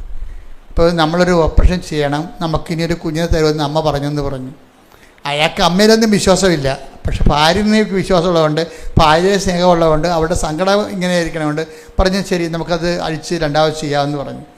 അപ്പോഴങ്ങനെ അവർ പ്രഗ്നൻ്റായി. ഉടനെ പ്രഗ്നൻ്റായി കഴിഞ്ഞപ്പോൾ ഇവക്കൊരു ഇത് പെൺകുഞ്ഞാകരുത്, പെൺകുഞ്ഞാണെങ്കിൽ എനിക്ക് വേണ്ട, കാര്യം എൻ്റെ മകനാണ് മരിച്ചിരിക്കണമെന്ന് പറഞ്ഞു. അപ്പോൾ അമ്മ അവന് അതുപോലൊരു മകനെ തന്നെ തിരിച്ചു കൊടുത്ത്. അപ്പോൾ ചില സമയത്ത് നമുക്ക് അത് വിശ്വാസത്തിൻ്റെ പ്രഥമ പാഠങ്ങൾ കിടക്കണവർ അവർ കുറച്ചുകൂടി ഗ്രോത്താണ്, മകനേക്കാൾ വലുതാണ്, എൻ്റെ മകനല്ലേ പോയുള്ളൂ, എൻ്റെ ദൈവം പോയില്ലല്ല എന്ന് ചിന്തിക്കുന്നതാണ് അതിൻ്റെ സെക്കൻഡ് പാഠമെന്ന് പറയണത്. അപ്പോൾ അവർക്ക് പ്രയാസങ്ങളൊന്നുമില്ല. എൻ്റെ മകനല്ലേ പോയുള്ളൂ, അത് ദൈവഹിതം, എൻ്റെ ദൈവം എൻ്റെ ഇടയ്ക്ക് പോയില്ലല്ല എന്ന് പറയണത് സെക്കൻഡ് പാഠം. അപ്പോൾ അത് സെക്കൻഡ് പാഠം. അങ്ങനെ സെക്കൻഡ് പാഠത്തിലേക്ക് വരുമ്പോൾ ദൈവം എന്തു ചെയ്യും? ഹൃദയത്തിൽ സംഗ്രഹിക്കാനേ പറ്റത്തുള്ളൂ. അതാണ് വിഷയം. അപ്പം ചില ആൾക്കാർക്കൊരു ചോദ്യമുണ്ട്, നീ എന്താണ് ഞങ്ങളോട് ഇങ്ങനെ ചെയ്തത്? അപ്പോൾ നീ എന്താണ് ഞങ്ങളോട് ഇങ്ങനെ ചെയ്തതെന്നാണ് അമ്മ ചോദിക്കണത്. അപ്പോൾ ഈശോൻ്റെ ഉത്തരം എന്താണ്? അമ്മ ഇതിനേക്കാൾ എൻ്റെ അമ്മയാണ്, അപ്പോൾ കുറച്ചുകൂടി സ്റ്റാൻഡേർഡ് കീപ്പ് ചെയ്യണം. അത് കറക്റ്റ് ചെയ്യേണ്ട അവിടെ എൻ്റെ അമ്മയാണ്. എന്താ എൻ്റെ അമ്മയ്ക്ക് അറിയണം എന്താണ് പിതാവിൻ്റെ കാര്യത്തിലാണ് ഞാൻ വ്യാപൃതനായിരിക്കേണ്ടത്. അപ്പം അമ്മ കടന്നു പോകുന്ന ഒരു 3 ദിവസം എന്നെ കാണാതിരുന്നപ്പോൾ അമ്മ കടന്നുപോയ സങ്കടമില്ലേ? ആ സങ്കടം എന്താ സാധനം? അത് പിതാവിൻ്റെ കാര്യമാണെന്നാണ് പറയണത്. എന്ത് രസമാണ് ഈശോ സംസാരിക്കണത് കേൾക്കാൻ. പരിശുദ്ധാത്മാവില്ലാതെ ബൈബിൾ മനസ്സിലാവത്തില്ല. അതാണ് ഏറ്റവും വലിയ പ്രശ്നം. അതുകൊണ്ട് നിങ്ങളെപ്പോഴും ചെയ്യേണ്ടതെന്ന് അറിയാമോ? ബൈബിളൊക്കെ നിങ്ങളുടെ അടുത്ത് വായിക്കും, നോവൽ വായിക്കണ പോലെ എടുത്ത് അബ്രാഹത്തിൻ്റെ കഥ, ഇസഹാക്കിൻ്റെ കഥയൊക്കെ വായിക്കും. എന്നിട്ട് ഞാൻ ബൈബിൾ വായിച്ചെന്ന് പറയും. എന്താ ബൈബിൾ എഴുതിയിരിക്കണ പരിശുദ്ധാത്മാവാണ്. അയാളോട് ചോദിക്കണത് എങ്ങനെ എഴുതിയെന്ന്, എന്തിനെഴുതിയെന്ന് ചോദിക്കണം. പരിശുദ്ധാത്മാവിനോട് ചോദിച്ചിട്ട് പരിശുദ്ധാത്മാവാണ് ഇതിൻ്റെ കാലാവസ്ഥ ഭേദങ്ങളെയും നമ്മളെ ഇത് പഠിപ്പിച്ചു തരണം. പരിശുദ്ധാത്മാവ് പഠിപ്പിച്ചു തന്നെ. അപ്പം പരിശുദ്ധാത്മാവിനെ വിട്ടിട്ട് നമുക്ക് ബൈബിൾ പഠിക്കാനോ ജീവിക്കാനോ സാക്ഷ്യപ്പെടുത്താനോ പറ്റത്തില്ല. അതുകൊണ്ട് ഉടമ്പടി ഒന്ന് പ്രാർത്ഥിച്ച കർത്താവായ ദൈവമേ, എന്റെ ജീവിതാനുഭവങ്ങൾക്ക് സമാന്തരമായി വ്യത്യസ്ത കാലാവസ്ഥകൾക്ക് വേണ്ടി എഴുതപ്പെട്ടിട്ടുള്ള വ്യത്യസ്ത വചനങ്ങളിലൂടെ ദൈവത്തെ അനുഭവിച്ച് ദൈവസ്നേഹത്തിന്റെ സാക്ഷികളായി ജീവിക്കുവാൻ എന്നെ സഹായിക്കണമേ. ശ്രുതികട ഹല്ലേലൂയ.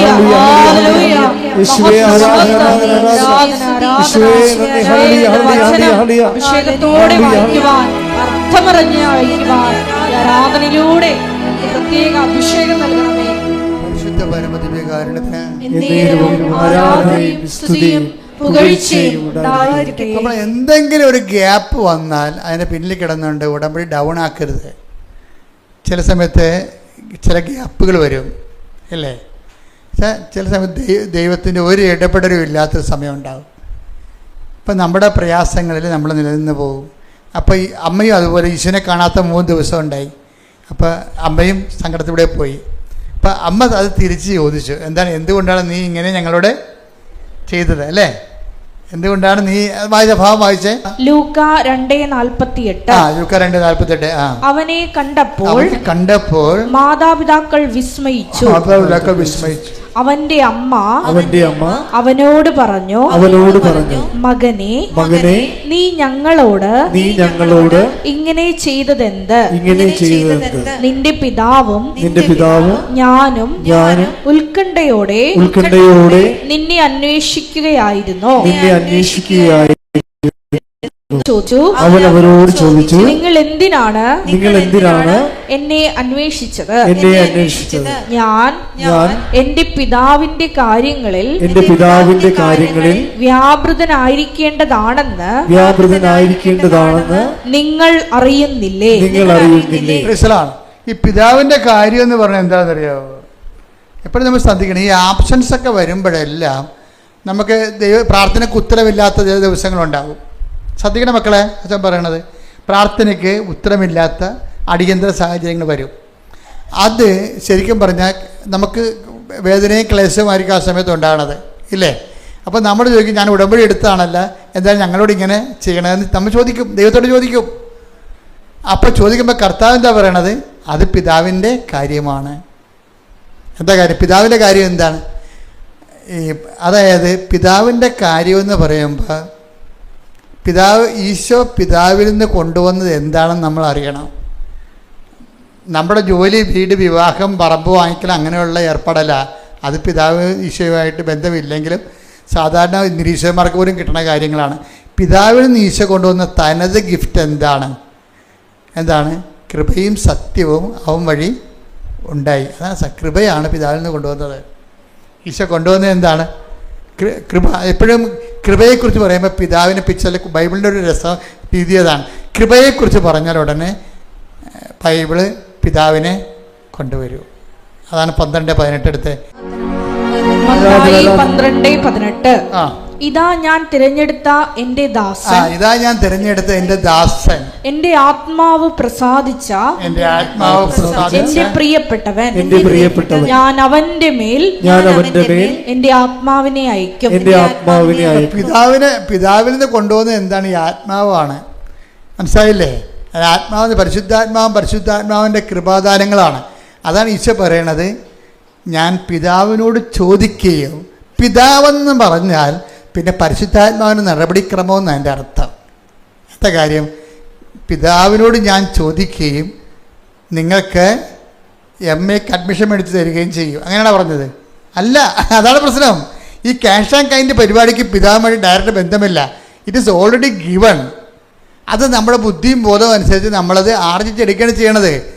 പിതാവ് രംഗത്ത് വന്ന പിതാവിൻ്റെ കാര്യമെന്ന് പറഞ്ഞ് വന്നാൽ അത് എന്താണ് സംഭവം?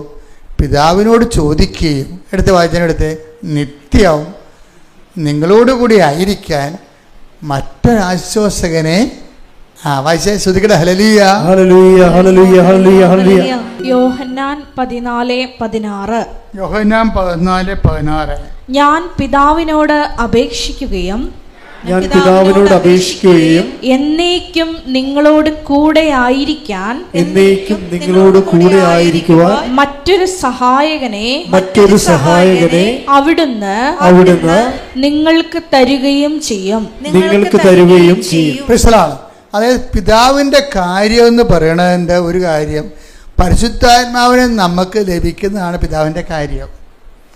ആബ്സംസക്കൂടെ അതുപോലെ നമ്മുടെ പ്രാർത്ഥനയ്ക്ക് ക്യാഷ് ആൻഡ് കൈൻഡായിട്ട് ഉത്തരം കിട്ടണില്ല എങ്കിൽ ദൈവത്തെ പോലും കാണാത്തൊരു കാലമായിട്ട് ഇപ്പോൾ പൗലോസിൻ്റെ കപ്പൽ അനുഭവത്തിൽ പറയത്തില്ലേ, കുറേ നാളത്തേക്ക് സൂര്യനെ കണ്ടില്ലെന്ന്. അങ്ങനെ അത് നമ്മുടെ ജീവിതത്തിലുണ്ടാവും. ജീവിതയാത്രയുണ്ട്, കുറേ നാളത്തേക്ക് നമുക്ക് ഒരു ദൈവാനുഭവം ഇല്ല. അപ്പോൾ ഈ മണ്ടന്മാരെന്നാ ചെയ്യുന്നറിയാവ, രാവിലെ ഇരുന്നൊക്കെ താമസിക്കും. പ്രത്യക്ഷ പ്രാർത്ഥന വേണമെങ്കിൽ ചിലർ ശങ്കരാടിയുടെ ഒരു സിനിമ ഇല്ലേ, കൈനീട്ടം വൈകുന്നേരം കിട്ടിയാൽ മതി എന്ന് ചോദിക്കണില്ലേ, അതുപോലെ പ്രത്യക്ഷ പ്രാർത്ഥന ഉച്ചയ്ക്ക് ചെല്ലിയാൽ മതി എന്ന് ചോദിക്കും. അപ്പോൾ ഇത് കൈവിട്ട് പോകുന്നതിൻ്റെ അർത്ഥം എന്താ കാര്യം? അതായത് അവരുടെ ലൈഫിൽ ദൈവത്തെ അനുഭവിക്കാത്ത ചില ദിവസങ്ങളാണ്. ഇപ്പോൾ പ്രത്യക്ഷ പ്രാർത്ഥന ചെല്ലിയിട്ട് വലിയ കാര്യമൊന്നുമില്ല. പ്രത്യക്ഷ പ്രാർത്ഥന അല്ല, ദൈവത്തെ പോലും വിളിക്കാത്ത ആൾക്കാർ കാനഡയിൽ പോയി. ഇതെല്ലാം ചെയ്തിട്ട് നിൽക്കണം. ഞാൻ നാട്ടിൽ തന്നെ ഇപ്പോൾ ഉണ്ട്. എൻ്റെ ഏജൻറ്റ് എന്നെ പറ്റിച്ചെന്നാണ് തോന്നുന്നത്. പിതാവിന് ആബ്സെൻ്റായിട്ട് തോന്നുന്ന ഒരു സമയം ഇതാണ്. ഈ ടൈമാണ് നമുക്ക് കൈകാര്യം ചെയ്യേണ്ടത്. അതായത് അനുഭവങ്ങൾ ഘടകവിരുദ്ധമായിട്ട് വരുമ്പോഴും അമ്മ ചോദിച്ചു, ഇതെന്താ ഞങ്ങളോട് ഇങ്ങനെ ചെയ്തത്? അപ്പോൾ എന്താ പറഞ്ഞത്? ഞാനല്ല ചെയ്തത്, പിതാവാണ് ചെയ്തത്. ഇതാണ് വിഷയം. അപ്പോൾ അത് നമ്മുടെ കാശാക്കാരന് വേണ്ടിയുള്ള കാര്യമല്ല. അതെന്തിനാണ്? പിതാവിൻ്റെ കാര്യം എന്താണ്? ഞാൻ പിതാവിനോട് ചോദിക്കുകയും നിങ്ങളുടെ ആയിരിക്കാൻ വേണ്ടി. അപ്പോൾ എന്താ ഒന്ന് മാറ്റിപ്പിടിക്കാനാണ് പറയണത്. മനസ്സിലായില്ല? സ്ഥലം വിൽക്കണേ എന്ന് പറഞ്ഞുകൊണ്ട് കാണണം. ഇനി ഇവിടുന്ന് പോയി കലൂര് പോയി നൊവേന കൂടും, അപ്പുറത്ത് പോയി വേറെ ധ്യാനം കൂടും. എന്തിനാണ് സ്ഥലം വിൽക്കണേ? ഇതാണ് ഇവരുടെ തലയിരിക്കണത്. അപ്പോൾ ദൈവം പറയും, മാറ്റിപ്പിടിക്കാൻ പറയും. എന്താ കാര്യം? ഇത് എന്നേക്കും നിങ്ങളുടെ കൂടെ, ഈ സ്ഥലം എന്നേക്കും നിങ്ങളുടെ കൂടെ ആയിരിക്കത്തില്ല. മകളെ കല്യാണം കഴിച്ചാലും ഇനി മകള് പ്രസവിച്ചാലും അവരറിയാം എന്നേക്കും നിങ്ങളുടെ കൂടെ ആയിരിക്കത്തില്ല. കർത്താവ് വളരെ ക്ലിയറായിട്ടാണ് സംസാരിക്കണത്. മനസ്സിലായില്ലേ? നിങ്ങളെപ്പോൾ ഒന്ന് മാറ്റിപ്പിടിക്കേണ്ടി വരും. എന്താ കാര്യം? ദൈവം പറയണത് എന്നേക്കും നിങ്ങളോട് ആയിരിക്കാനാണ്. ഇപ്പോൾ ചിലർ പറഞ്ഞാൽ, അച്ഛാ ഒരു ഓർഫണേജിൽ എവിടെയെങ്കിലും ആക്കിത്തരുമോ അച്ഛാ? എന്താ ഞാൻ മക്കളെ എന്നെ ഉപേക്ഷിച്ചു വന്ന്. ഞാൻ പറഞ്ഞു, മക്കളെ ഉപേക്ഷിച്ചതല്ലേ സത്യം പറയുന്നത്. ഇവിടെ ചില വിരയന്മാരുവേ സന്ധ്യയാലും പോകത്തില്ല. ഞങ്ങൾ പിന്നെ എവിടെയെങ്കിലും ഒരു കോൺവെൻറ്റിൽ കൊണ്ട് അവരെ കിടത്തും. പക്ഷേ എന്താ അവർ പറയണത്? അവർ പറഞ്ഞ മക്കളെ ഉപേക്ഷിച്ചു, അച്ഛൻ കൊണ്ടുപോയി അനാഥാലയത്തിൽ തരാനാണ്. അപ്പോൾ മക്കളായാലും എന്നേക്കും നിങ്ങളോട് ആയിരിക്കത്തില്ല, അവർ ഉപേക്ഷിച്ചായിരിക്കത്തില്ല. നിങ്ങൾക്ക് നിങ്ങളുടെ ആ പഴയ സ്വാതന്ത്ര്യമായിട്ട് അവിടെ നിൽക്കക്കളി ഇല്ലാത്ത കാര്യമാണ് വന്നിരിക്കുന്നത്. ചിലപ്പോൾ വന്ന ആൾക്കാർക്ക് നിങ്ങളുടെ സംസാരം പോലും ഇഷ്ടമുണ്ടാകത്തില്ല. നല്ല കാര്യം. അപ്പോൾ ഈ വന്ന വരുമ്പോഴൊക്കെ അവർക്ക് പഠിച്ച ആൾക്കാരാണ്. അവർക്ക് നമ്മുടെ സംസാരം എന്നെ വർത്തമാനാണെന്ന് ചോദിക്കും. എന്നെ വർത്തമാനാണ്. ഇപ്പോൾ ഞങ്ങൾക്ക് ദൈവമേ എൻ്റെ വീട്ടിൽ തന്നെ. അപ്പോൾ മകനാണെങ്കിൽ എന്ത് ചെയ്യും? മകൻ നമ്മുടെ കൂടെ കൂടുക? ഒരിക്കലും കൂടെ. അവനെ കെട്ടിക്കുമ്പോൾ തന്നെ ഉപേക്ഷിച്ചേക്കണം മകനെ. പല പ്രശ്നവും എന്താണ്? കെട്ടിച്ചിട്ട് നിങ്ങൾ കെട്ടിപ്പിടിച്ചോണ്ടിരിക്കുകയല്ലേ? അതാണല്ലേ പ്രശ്നം. കെട്ടിക്കുമ്പോൾ തന്നെ മാതാപിതാക്കന്മാരെ വിട്ടെന്ന് പറഞ്ഞില്ലേ? ഈശോ അല്ലേ പറഞ്ഞിരിക്കണത്? മാതാപിതാക്കന്മാരെ വിട്ട് ഭാര്യയോട് ചേരും. അപ്പം തന്നെ വിട്ടേക്കണം. അത് 90ാമത്തെ വയസ്സും പിടിച്ചോണ്ടിരിക്കുകയാണ്. ഒന്നും പ്രതീക്ഷിക്കരുത് എന്ന് കർത്താവ് പറയും. ഇനി എന്താ വിടണത്? എന്നേക്കും നിങ്ങളോട് ആയിരിക്കാൻ മറ്റൊരാശ്വാസകൻ. അതാണ് വിഷയം. മകനൊരു ആശ്വാസകനാണ്, ഭർത്താവ് ഒരു ആശ്വാസകനാണ്. ഈ സംഭവമൊക്കെ കുറച്ച് കഴിയുമ്പോൾ ചത്തുപോകും. എന്നിട്ട് നമ്മൾ കുഴിക്കാൻ പോയി കഴിഞ്ഞാൽ 8 മണിക്കത്തെ കുർബാനയും കൂടിയിട്ട് കുഴിക്കാൻ പോയി പ്രാർത്ഥിച്ചിട്ട് അവിടെ തന്നെ ഇരിക്കും. എന്താണ്? പഴയ കാര്യം ഓർത്തുകൊണ്ടിരിക്കും. എന്തൊക്കെ ആളെ വിട്ടുപോയില്ലേ? വിട്ടതായിട്ട് നേരത്തെ കൂട്ടണം മക്കളെ, കൂട്ടി എഴുതി തള്ളണം. എന്താ കാര്യം വെച്ച് കഴിഞ്ഞാൽ എപ്പോഴായാലും ഈ നമ്മുടെ കയ്യിലുള്ളതെല്ലാം ഈശോ പറഞ്ഞല്ല, നിങ്ങൾ സമ്പാദിച്ചതെല്ലാം ആരുടേത് ആകും അല്ലേ? ചോദ്യമല്ലേ? അടിപൊളി ചോദ്യമല്ലേ? ക്രിസ്തുവിനെ അറിയണം. അല്ല ക്രിസ്തുവിൻ്റെ ആനുകൂല്യം കൊണ്ട് ജീവിതകാലം കൊണ്ട് ജീവിക്കാനൊന്നുമില്ല. ക്രിസ്തു തന്നെയാണല്ലോ പിതാവിന്റെ ആനുകൂല്യം. കൈയടിക്കട്ടെ, ശ്രദ്ധിക്കട്ടെ. ഹല്ലേലൂയ.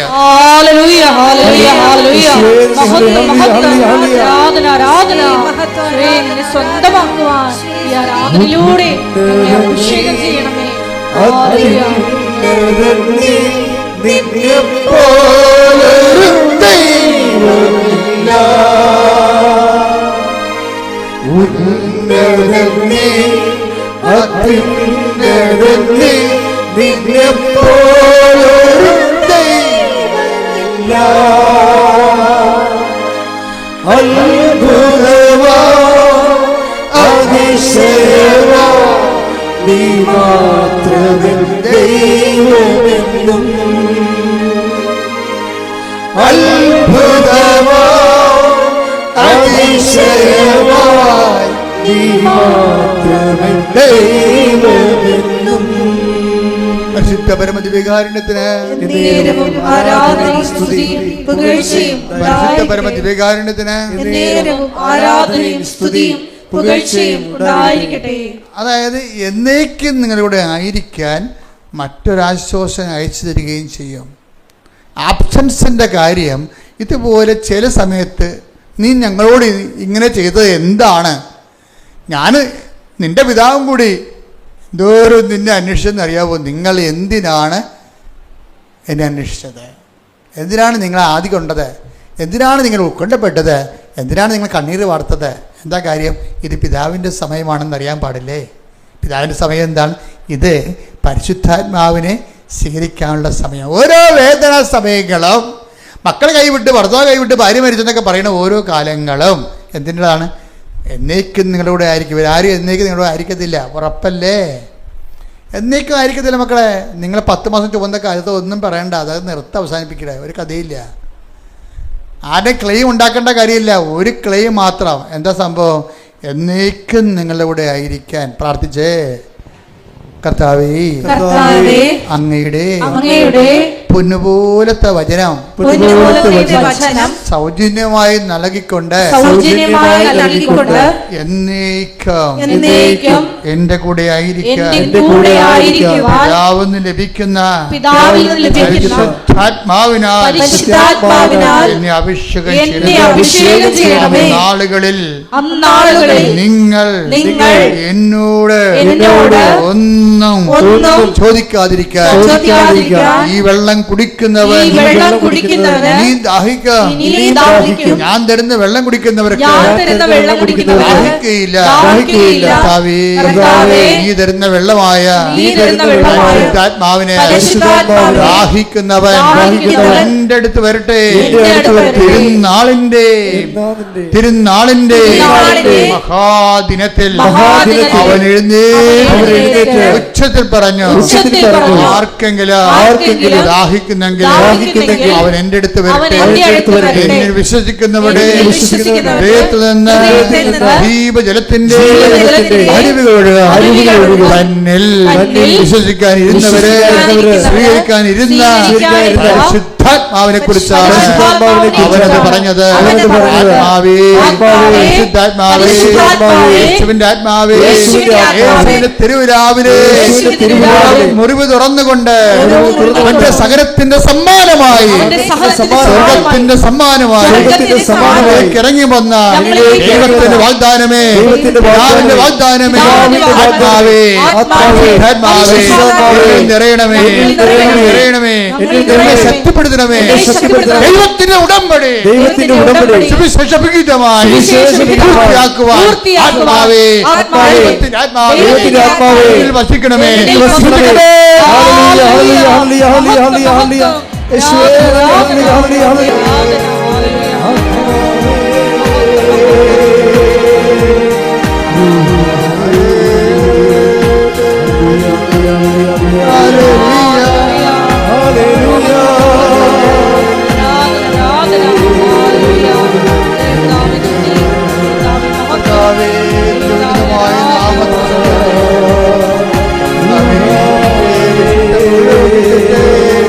മഹത്വപ്പെടുത്തണമേ. സഭയിലുള്ള സാന്നിധ്യം പ്രകടമാക്കണമേ. രോഗികൾ അങ്ങയുടെ ദിവസം പ്രാർത്ഥിക്കുന്ന കർത്താവേ, ഉദരരോഗമുള്ളവർ അങ്ങയുടെ ദിവസം പ്രാർത്ഥിക്കുന്ന കർത്താവേ, വാർന്ന വരതുകരാം ആണിപ്പെടുതാർന്ന അത്ഭുതകരാം ഉദരരോഗിടമേ വെക്കണമേ എന്ന് പ്രാർത്ഥിക്കുന്നു. കർത്താവേ, നിന്റെ കണ്ണ ചൊരിയണമേ. കർത്താവേ, നിന്റെ കണ്ണ ചൊരിയണമേ. കർത്താവേ മുഴുകിടുന്ന പരിശുദ്ധമായ രക്തത്താൽ കരരോഗികളെ സുഖപ്പെടുത്തണമെന്ന് പ്രാർത്ഥിക്കുന്നു. കർത്താവേ നിന്റെ വിശുദ്ധമായ രക്തത്താൽ കരരോഗികളെ സുഖപ്പെടുത്താൻ പ്രാർത്ഥിക്കുന്നു. കർത്താവേ കണ്ണു തോന്നണമേ, മുഴുകിടത്തോട് മുൾക്കിടത്തോട് രാവിലെ മുഴുവൻ കരുതണമേ. കർത്താവേ കണ്ണു തോന്നണമേ. കർത്താവേ കർത്താവേ കരതോന്നമേ. കരചരണങ്ങളിലെ ആണിപ്പഴുതോർത്തുകൊണ്ട് കർത്താവേ അങ്ങനെ മക്കളോട് കണ്ടത് മാർഗ രോഗങ്ങള്, തീരാവ്യാധികള്, ജീവിത ദുരിതങ്ങള്, മാർഗരോഗങ്ങള്, തീരാവ്യാധികള്, ജീവിത ദുരിതങ്ങള്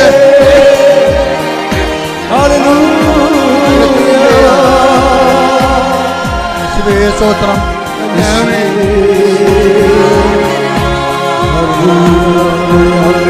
കർത്താവേ കണ്ണു തോന്നണമേ. കർത്താവേ കണ്ണു തോന്നണമേ. ജോലിയില്ലാത്തവര്, വീടില്ലാത്തവര്, വഴിയില്ലാത്തവര്, ജോലിക്ക് വേണ്ടി ശ്രമിച്ചിട്ട് ലഭിക്കാത്തവര്, കർത്താവേ മാനസിക ഡിപ്രഷനുള്ളവര്, മനസ്സമാധാനം ഇല്ലാത്തവര്,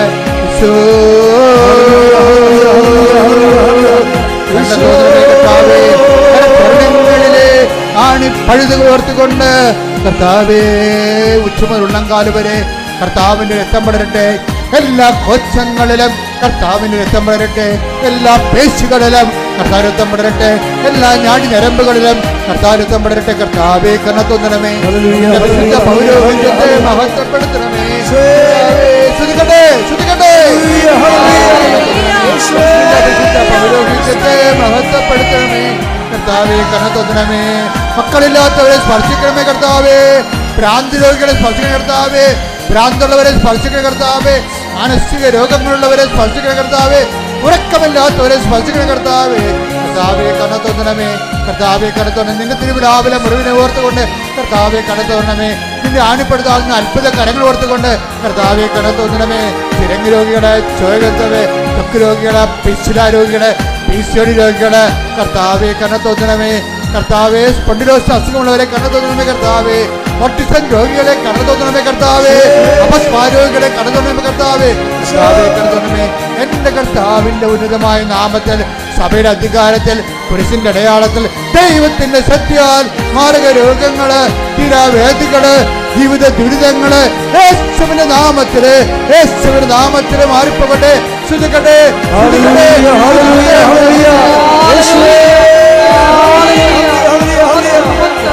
ദുഃഖങ്ങള്, ജോലിയില്ലാത്തവര്, വിസ തട്ടിപ്പിൽ കുടുങ്ങിപ്പോയവര്, പണം നഷ്ടപ്പെട്ടവര്, ഇന്റർവ്യൂവിൽ പങ്കെടുക്കാൻ പോകുന്നവര്, പരീക്ഷയുടെ റിസൾട്ട് പ്രതീക്ഷിക്കുന്നവര്, പരീക്ഷ എഴുതിക്കൊണ്ടിരിക്കുന്നവര്, എഴുതാൻ പോകുന്നവര്, വീട് വിൽക്കാനുള്ളവര്, വീട് എടുക്കാനുള്ളവര്, യേശുവിന്റെ നാമത്തില് മാർഗ തടസ്സങ്ങൾ, ദുരിതങ്ങള് യേശുവിന്റെ നാമത്തില് മാറിപ്പോകട്ടെ.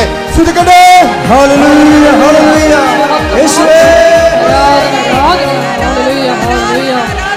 മഹത്വം ദേവപിതാവേ നന്ദി. ദേവപിതാവേ മഹത്വം. ദേവപിതാവേ ആരാധന. നിന്റെ ഉള്ളിൽ വസിക്കാൻ വരണേ. ആത്മാവാം ദൈവമേ വരണേ. നിന്റെ ഉള്ളിൽ വസിക്കാൻ വരണേ. ദാഹിച്ചു നിന്നെ ഞാൻ തേടുന്നു. സ്വർഗ്ഗം തുറന്നിറങ്ങി നീ വരണേ. ദാഹിച്ചു നിന്നെ ഞാൻ തേടുന്നു. സ്വർഗ്ഗം തുറന്നിറങ്ങി നീ വരണേ. ആത്മാവാം ദൈവമേ വരണേ. നിന്റെ ഉള്ളിൽ വസിക്കാൻ വരണേ. കണ്ണുകളടച്ച് കൈകൾ കൂപ്പി കർത്താവിൻ്റെ സാന്നിധ്യം നിറഞ്ഞു നിൽക്കുന്ന സമയമാണ്. കൈകൾ ഒതുക്കി വെച്ചുകൊണ്ട് മാതാവിൻ്റെ മാധ്യസ്ഥ ഈശോൻ്റെ സന്നിധിയിലേക്ക് വരാനിടയാക്കിയ ഇന്നത്തെ ദിവസത്തെ ഓർത്തുകൊണ്ട് മനസ്സുകൊണ്ട് നന്ദി പറയുക. മലമൂത്രങ്ങൾ അറിയാതെ പോകുന്ന രോഗിയെ കർത്താവ് കാണിക്കുന്നുണ്ട്. ആ രോഗിയെ കർത്താവ് സുഖപ്പെടുത്തിയിരിക്കുന്ന 67 വയസ്സിനും 57 വയസ്സിനും ഇടയ്ക്കാണ് ആ രോഗിയുടെ പ്രായം. കർത്താവ് വ്യക്തിയെ കിടക്കുമ്പോൾ വെറുതെ ആ വ്യക്തിക്ക് ബോധമില്ല, മലമൂത്രങ്ങൾ അറിയാതെ പോയിക്കൊണ്ടിരിക്കുന്ന ഭയങ്കരമായ സങ്കടമാണ് ആ കുടുംബത്തിന്. കർത്താവ് അത് ഏറ്റെടുക്കുന്ന ആളെ കാണിക്കുന്നുണ്ട്.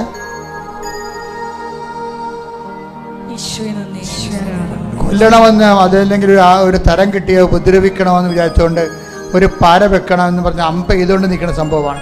കർത്താവ് വില്ല് മറച്ച് നിൽക്കുകയാണ്. എന്നാൽ മറ്റുള്ളവരെ ഉപദ്രവിക്കണം എന്നുള്ള നിന്റെ മനസ്സ്, നിന്നെ ഉപദ്രവിച്ചവരെ, നിന്നെ കൊച്ചാക്കിയൊരു താത്തിക്കെട്ടിയവരെ, തരം കിട്ടിയാൽ അവരോട് അതേ രീതി നാണയത്തിൽ തന്നെ പ്രതികരിക്കണമെന്ന് ആഗ്രഹിക്കുന്നവരുണ്ട്. പരിശുദ്ധാത്മാവ് പ്രവർത്തിക്കത്തില്ല. അതുകൊണ്ട് ആ വെള്ളം വാങ്ങിവെക്കാൻ ഈശോ പറഞ്ഞിരിക്കുന്നു. അത് നടപ്പിൽ വരുത്തുക. കർത്താവ് തീർച്ചയായിട്ടും എൻ്റെ വൈരാഗ്യബോധത്തെയും പകയെയും ഞാൻ എടുത്തു മാറ്റുന്നു. പകരം സ്നേഹവും ക്ഷമയും ദയയും നന്മയും വിശ്വസ്തയും കൊണ്ട് എന്നെ നിറക്കണമെന്ന് ആ വ്യക്തികൾ സ്വന്തമായിട്ട് പ്രാർത്ഥിക്കട്ടെ. തോളിനും കഴുത്തിനും ഇടയ്ക്ക്, കണ്ണിനും നമ്മുടെ ഈ ആംഗിളിൽ എവിടെയോ ഒരു മുഴയുണ്ട്. അതായത് ചെവിക്കും തോളിനും ഇടയ്ക്ക്, ചെവിയുടെ താഴെ കാണുന്ന മുഴകളെ കർത്താവ് സ്പർശിച്ച് സൗഖ്യത്തേക്ക് നയിക്കുന്നു. ശ്രദ്ധിക്കട്ടെ. ഹല്ലേലൂയ, ഹല്ലേലൂയ, ഹല്ലേലൂയ, ഹല്ലേലൂയ. യേശുവേ നന്ദി. ഹല്ലേലൂയ, ഹല്ലേലൂയ, ഹല്ലേലൂയ. തൊലി മാറി മാറി വരികയും തലം മസിലിൻ്റെ മാംസം ശോഷിച്ചു വരികയും എല്ലുന്തി വരികയും എല്ലിന് ക്രമാതീതമായ വളർച്ച പ്രാപിക്കുകയും എല്ല് കൊത്തുന്ന സ്ഥലങ്ങളിൽ വേദനിക്കുകയും ചെയ്യുന്ന എല്ലിനെ കർത്താവ് സൗഖ്യപ്പെടുത്തിക്കൊണ്ടിരിക്കുന്നത്. ശ്രദ്ധിക്കട്ടെ. ഹല്ലേലൂയ, ഹല്ലേലൂയ, ഹല്ലേലൂയ, ഹല്ലേലൂയ, ഹല്ലേലൂയ. യേശുവേ നന്ദി. ഹല്ലേലൂയ. വീണ്ടും കക്ഷത്ത് മാറാതെ വേദന, എപ്പോഴും രോഗങ്ങൾ, മുഴകൾ പൊങ്ങി വരും, ചിലപ്പോൾ ചൊട്ടിപ്പോകും. അത് സാധാരണമാണ്, സ്വാഭാവികമാണ്, നീറിറങ്ങി വീഴാണ് നമ്മൾ കരുതും. പക്ഷെ അങ്ങനെ അല്ലാത്തൊരു മുഴയെ കർത്താവ് ഇപ്പൊ സൗഖ്യപ്പെടുത്തിക്കൊണ്ടിരിക്കുന്നത്. കൈയടിച്ച് ശ്രദ്ധിക്കട്ടെ.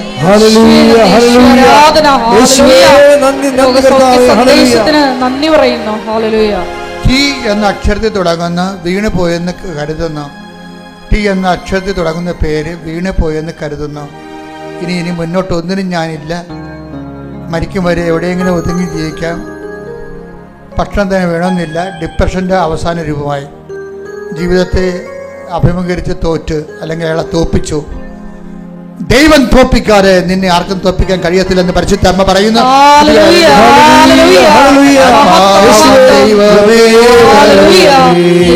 കൈയടിച്ചുകൊണ്ട് അവർ വെച്ച് പാടും.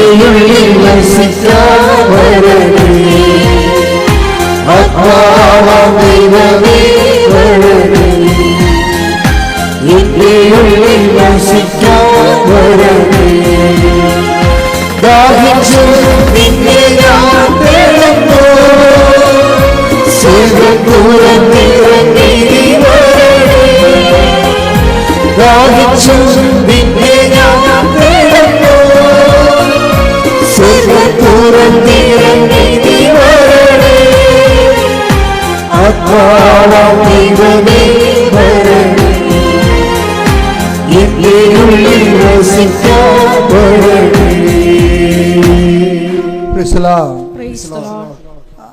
അമേരിക്കയിൽ ധ്യാനിപ്പിച്ചപ്പോഴേ അവിടെ ഫിലാഡൽഫിയയിൽ അവിടെ ധ്യാനിപ്പിക്കാൻ എന്നെ വിളിച്ച അച്ഛൻ, ഫിലിപ്പച്ചൻ, ലെനിനച്ഛൻ എന്നോട് ചോദിച്ചു.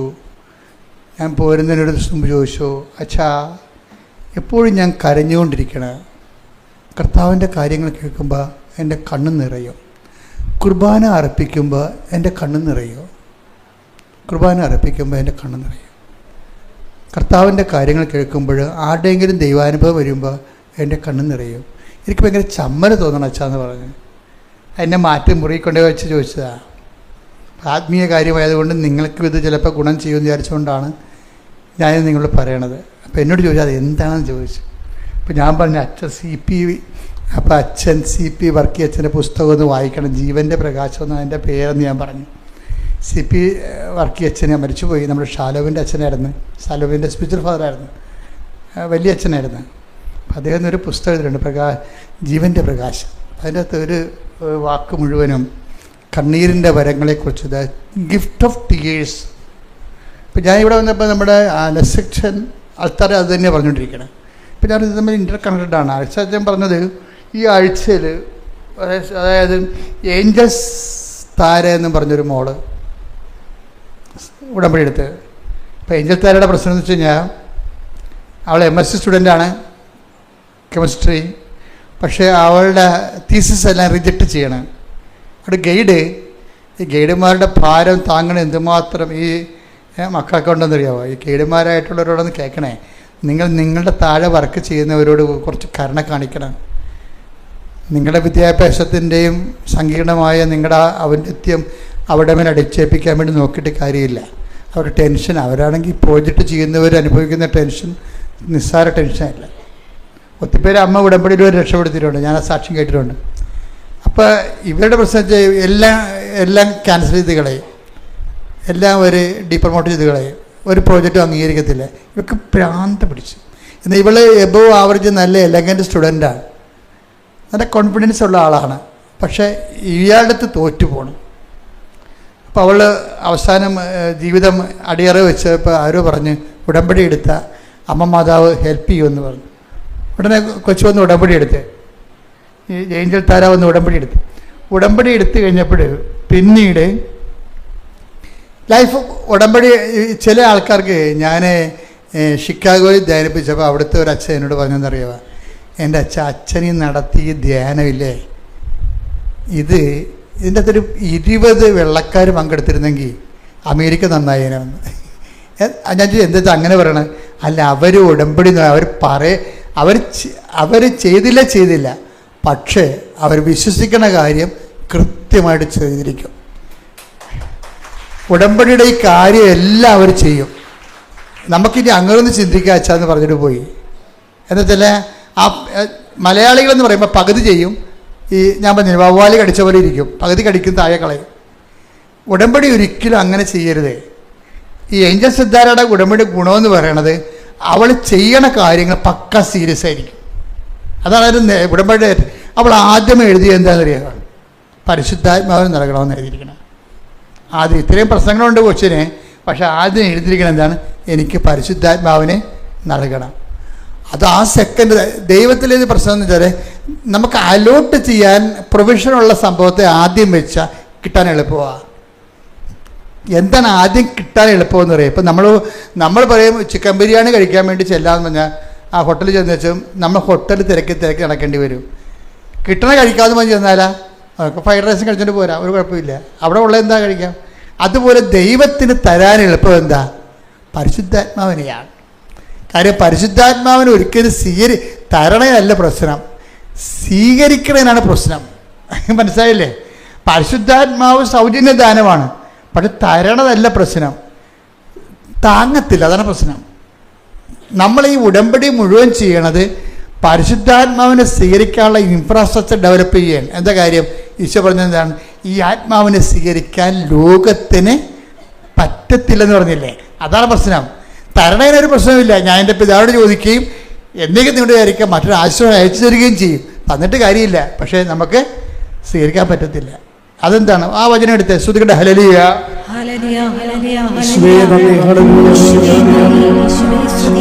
14:17 യോഹന്നാന്റെ സുവിശേഷം. ഈ സത്യാത്മാവിനെ സ്വീകരിക്കാൻ ലോകത്തിന് സാധിക്കുകയില്ല. ഈ ലോകമാണ് ഈ പ്രോബ്ലം നിൽക്കുന്നത്. ഈ ലോകത്തെ ഹരിച്ചു കളയാൻ വേണ്ടിയാണ് നമ്മൾ ഉടമ്പടിയിൽ ഓരോ പൊസിഷൻ വെച്ചത്. നിങ്ങളുടെ സ്റ്റാറ്റസ് ലോ ചെയ്യുമ്പോൾ നിങ്ങൾ വലിയ, ഞാൻ തഹസിൽദാരാണ്, കളക്ടറാണ്, അതുകൊണ്ട് ഞാൻ ഉടമ്പടി എടുക്കത്തില്ല എന്നൊക്കെ പറഞ്ഞില്ലേ. അപ്പോൾ പിന്നെ എടുക്കുന്നവരെന്ന് പറയണത്, പിന്നെ എടുക്കുന്നവർ അത് കരുതിക്കൂടി എടുക്കാം. കുറച്ച് പ്രാർത്ഥിക്കാം, 5-6 ദിവസം നല്ലോണം പ്രാർത്ഥിക്കാം, എന്തെങ്കിലും നടക്കുമെന്ന് നോക്കട്ടെ. അങ്ങനെ കുറേ പെരിച്ചാഴികൾ ഉടമ്പെടുത്തിട്ടുണ്ട്. എന്ന് വെച്ച് കഴിഞ്ഞാൽ അത് കുറച്ച് നോക്കാമെന്ന് പറഞ്ഞത് അങ്ങനെയല്ലേ സംഭവം. അത് ലോകാരൂപിയാണ്, അവരതൊന്നും ചെയ്യത്തുമില്ല. അതാണ് ഈശോ പറഞ്ഞത്. തരുന്നതിന് കുഴപ്പമില്ല, സ്വീകരിക്കാനാണ് കുഴപ്പം. സ്വീകരിക്കാൻ എന്താണ്, ഞാനിങ്ങനെ പത്രം കൊടുക്കണത്, അവരല്ലേ നമ്മളെ വിളിക്കുക, തന്തയ്ക്ക് വിളിക്കുക, അത് തോന്നിയ ദിവസം പറയുക. അപ്പം അവരെങ്ങനെയാണ് അത് ചെയ്യണത്? കഴിഞ്ഞ ദിവസം വിജയകുമാർ സാർ പറഞ്ഞു, ഞാൻ യൂത്തിൻ്റെ ഒരു സർക്കിൾ ഉണ്ടാക്കാൻ പോവുകയാണ്. എന്തിനാണ്? കൂട്ടത്തോടെ സുവിശേഷ വേല ചെയ്യാൻ. ഒറ്റക്ക് പോയി കഴിഞ്ഞാൽ ആൾക്കാർ എന്തെങ്കിലുമൊക്കെ പറയുമ്പോൾ അവർക്ക് മനസ്സുമെടുക്കും. ഞാനൊന്നും മിണ്ടില്ല, അങ്ങനെ പുള്ളിക്ക് ചെയ്യട്ടെ എന്ന് വിചാരിച്ചു. പക്ഷേ കൃപാസനത്തിൽ എന്താണ്, ഒറ്റക്ക് പോകണം. തന്തയ്ക്ക് വിളി കേട്ടാലും ഒറ്റക്ക് പോകണം. എന്താ കാര്യം? നിൻ്റെ കൂടെ മാതാവുണ്ടെന്നുള്ള ബോധ്യം. സഞ്ചാരി മാതാവല്ലേ, അല്ലേ? അല്ല കൂട്ടം കൂടി ആയിട്ടാണ് പോണത്, അല്ല, ഒറ്റക്ക് പോകണം. കർത്താവിൻ്റെ കൂടെയുണ്ട്, ഞാൻ നിന്നെ ആശ്രയിച്ച് അയക്കുന്നു. അപ്പോൾ അപ്പോഴാണ് ദൈവത്തിൻ്റെ ഇവാഞ്ചലിസ്റ്റ് പ്രേക്ഷിതനായി പോണത്. അല്ല, ഇത് പാർട്ടി പ്രവർത്തനമല്ലല്ലോ, കൂട്ടം കൂടി പോയി വട്ടുപിടിക്കുകയല്ല. അപ്പം അത് ഒരാൾ പോകുമ്പോൾ എന്തെങ്കിലും ചിലപ്പോൾ നിങ്ങളൊരു വീട്ടിൽ ചെല്ലുമ്പോൾ എന്താണ് തരണത്? തന്നത് ഭക്ഷിക്കാൻ പറയും. ചിലപ്പോൾ അവർ നമ്മളെ തന്തക്ക് വിളിക്കും, ഇത് ഭ്രാന്താണ് നിങ്ങൾക്ക്, ഇതൊക്കെ പറ്റിപ്പും കൊണ്ട് നടക്കണമെന്ന് ചോദിക്കും. അതായത് അപ്പം ഒരു വീട്ടിൽ ചെന്ന് കിട്ടണ ഭക്ഷിക്കാനല്ലേ പറയണത്. അല്ല ഇത് ഞാൻ എടുക്കത്തില്ല, വേറെ തരാൻ പറയുക, ആരും പറയത്തില്ല. അപ്പം കർത്താവിൻ്റെ നാമത്തിലാണ് നമ്മൾ പോണത്. അപ്പം അങ്ങനെ വരുമ്പോൾ പരിശുദ്ധാത്മാവ് നിന്നിലിങ്ങനെ നിറഞ്ഞു നിൽക്കും. പിന്നെ നീ നേടിയതെല്ലാം എന്താണ്? നിനക്ക് ദൈവം തന്ന ദാനമാണ്. ആ ദൈവം തന്ന ദാനമാണ്. അപ്പം പരിശുദ്ധാത്മാവ് കിട്ടുമ്പോൾ ചില സമയത്തൊരു കാലാവസ്ഥ ചേഞ്ചിങ് ഉണ്ടാവും, അത് കുഴപ്പമില്ല. ദൈവസ്നേഹം ഉണ്ടെങ്കിൽ നമ്മൾ അതിനകത്ത് അക്സെപ്റ്റ് ചെയ്യാൻ തയ്യാറാകും. അതിനകത്ത് അക്കത്തിലുള്ള സംഭവങ്ങളിൽ നമുക്ക് സന്തോഷം ഉണ്ടാകും. അപ്പം അത് പരിശുദ്ധാത്മാവാണ്. ആ സന്തോഷം കൊണ്ടാണ് അതിൽ എപ്പിച്ചു പറയുന്നത്. അപ്പോൾ നിങ്ങൾ ആഹ്ലാദിച്ച് ഉല്ലസിക്കുവാൻ സ്വർഗത്തിൽ നിങ്ങൾക്കുള്ള പ്രതിഫലം വലുതായിരിക്കുന്നു. ആഹ്ലാദം ഉണ്ടാകുന്ന സംഭവം അതാണ്. ഇപ്പം ഞാൻ പറഞ്ഞു വരുന്നതിൻ്റെ കാരണം, അതായത് ഇങ്ങനെ പരിശുദ്ധാത്മാവിൻ്റെ ഒരു ദാനം എന്ന് പറയുന്നത് ഈ ഗിഫ്റ്റ് ഓഫ് ടിയേഴ്സ് ആണ്. ഗിഫ്റ്റ് ഓഫ് ടിയേഴ്സ് എന്ന് വെച്ചാൽ കർത്താവിനെ കുറിച്ച് കേൾക്കുമ്പോൾ തന്നെ കണ്ണ് നിറയാൻ തുടങ്ങും, വചനം വായിക്കാൻ തുടങ്ങി കണ്ണ് നിറയാൻ തുടങ്ങും. പിന്നെ നീ ദൈവത്തിൻ്റെ സാന്നിധ്യത്തിലാണ് 24 hours എന്ന് സത്യസന്ധമായിട്ട് ഉടമ്പടി ചെയ്യുമ്പോൾ കണ്ണുനീര് പലർക്കും ഉണ്ടാകുന്നുണ്ട്. അവർക്ക് അറിയത്തില്ല എന്താ കണ്ണീരുണ്ടാകണമെന്ന് അറിയത്തില്ല. അതാണ് സംഭവം. ആ അച്ഛൻ പറഞ്ഞില്ലേ എനിക്ക് ചമ്മൽ പോലെ തോന്നണമെന്ന്, അതല്ല സംഭവം. ദൈവികമായ കാര്യങ്ങളെ കേൾക്കുമ്പോഴും പറയുമ്പോഴും കണ്ണ് നിറഞ്ഞുകൊണ്ടിരിക്കും ദൈവസ്നേഹത്തിൽ. അതായത് അത് ഏത് വിഷയത്തിലായാലും ബൈബിളിൽ കണ്ണീരിനെ കുറിച്ച് ഒത്തിരി പറയും. നിന്റെ കണ്ണീരില്ല ഞാൻ കുപ്പി ശേഖരിക്കും. എന്താ കാര്യം? ആത്മഭാരത്തോടെ കരയണതാ. ദൈവത്തിന് വേണ്ടിയുള്ള ദൈവത്തിൻ്റെ അകത്ത് കയറി ദൈവസ്നേഹത്തോട് ചെയ്യുമ്പോഴാണ്, ദൈവത്തിൽ ആശ്രയിച്ച് ചെയ്യുമ്പോൾ ദൈവസ്നേഹത്തിൽ ഔട്ട് ബേസ്റ്റായി പോകും ആൾക്കാർ. അപ്പം അതുകൊണ്ടാണ് ഈ അങ്ങനെ ഔട്ട് ബേസ്റ്റായിട്ട് ചെയ്യുന്ന സംഭവങ്ങൾ ഞാൻ കുപ്പി ശേഖരിക്കും. അപ്പോൾ 56:8 പറയത്തില്ലേ, പിന്നെ അതുപോലെ കണ്ണീരോടെ വിതക്കുന്നു എന്നൊക്കെ പറയത്തില്ലേ. ഇപ്പം 126:7 പറയത്തില്ല. എന്താ പറയണത്? അവർ കണ്ണീരോടെ വിതക്കുന്നു, ജയഘോഷത്തോടെ കൊയ്തുകൊണ്ട് വരുന്നെന്ന്.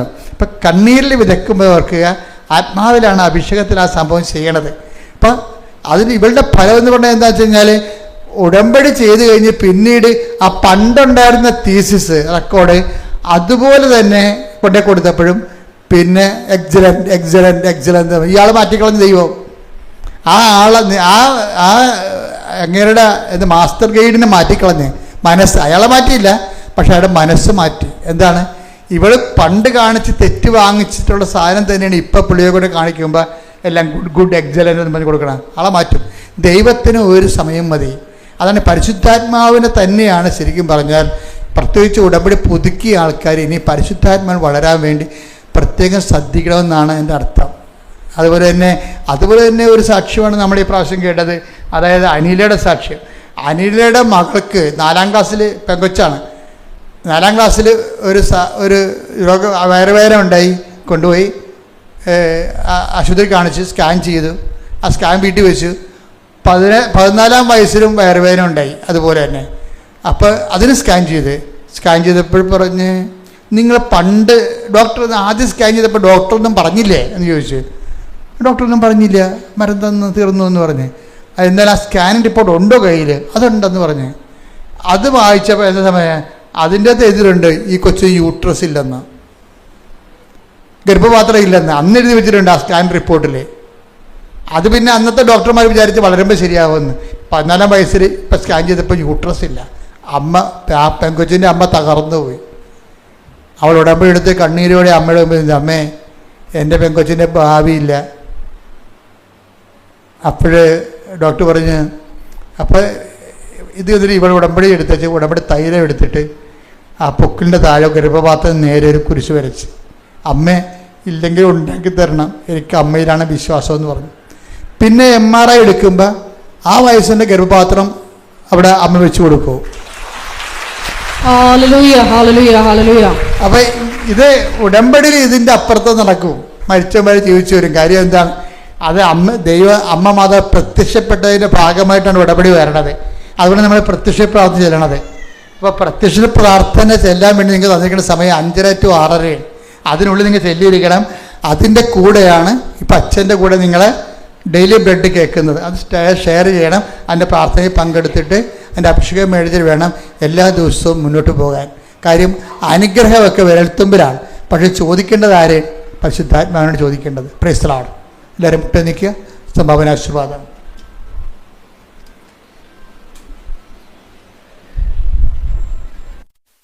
ഒരിക്കൽ കൂടി മരിയൻ ഉടമ്പടിയിൽ സമർപ്പിച്ചിരിക്കുന്ന എല്ലാ വിഷയങ്ങളും ദൈവമാതാവിൻ്റെ മധ്യസ്ഥയിൽ ദിവികാരുണ്യ സന്നിധിയിൽ സമർപ്പിച്ച് നമുക്ക് ഒരു നിമിഷം മൗനമായിട്ട് പ്രാർത്ഥിക്കാം. ഇന്നത്തെ ഉടമ്പടി ആരാധനയിൽ വെളിപ്പെട്ട് കിട്ടിയതുപോലെ വിശ്വാസം, പ്രത്യാശ, ദൈവസ്നേഹം എന്നീ പുണ്യങ്ങളിലൂടെ വളർന്ന് ശക്തി പ്രാപിച്ച് സ്നേഹത്താൽ പ്രവർത്തനനിരതമാകുന്ന സുവിശേഷ സാക്ഷ്യ ജീവിതത്തിലേക്കാണ് ഉടമ്പടി നമ്മളെ ക്ഷണിച്ചിരിക്കുന്നതെന്ന വലിയ ആഹ്വാനം സ്വീകരിച്ചുകൊണ്ട് ഈശോയെ, ലോകത്തിൻ്റെ അതിർത്തി വരെ നിന്റെ പ്രകാശമായി ഉടമ്പടിയെടുത്ത് ഞങ്ങൾ എന്നും പ്രശോഭിക്കുവാനുള്ള വലിയ കൃപ ഞങ്ങൾക്ക് ഓരോരുത്തർക്കും നൽകണമേ എന്ന് പ്രാർത്ഥിച്ചുകൊണ്ട് ശിരസ്സ് നമിച്ച് നമുക്ക് ദിവികാരുണ്യനാഥൻ്റെ ആശീർവാദം സ്വീകരിക്കാം.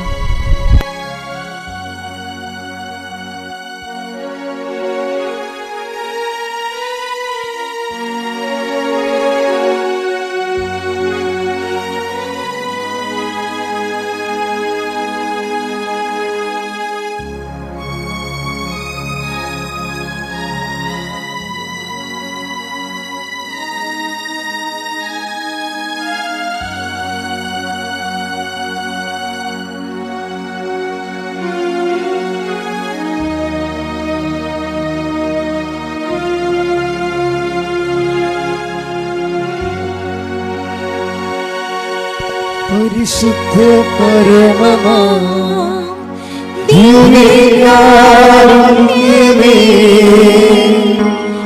എന്നുമെന്നും അങ്ങേക്ക് ആരാധന.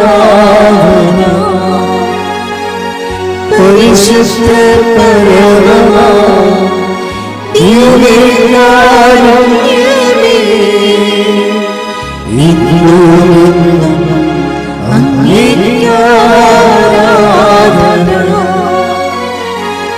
പരിശുദ്ധ പരമമാ ദിവ്യകാരുണ്യമേ,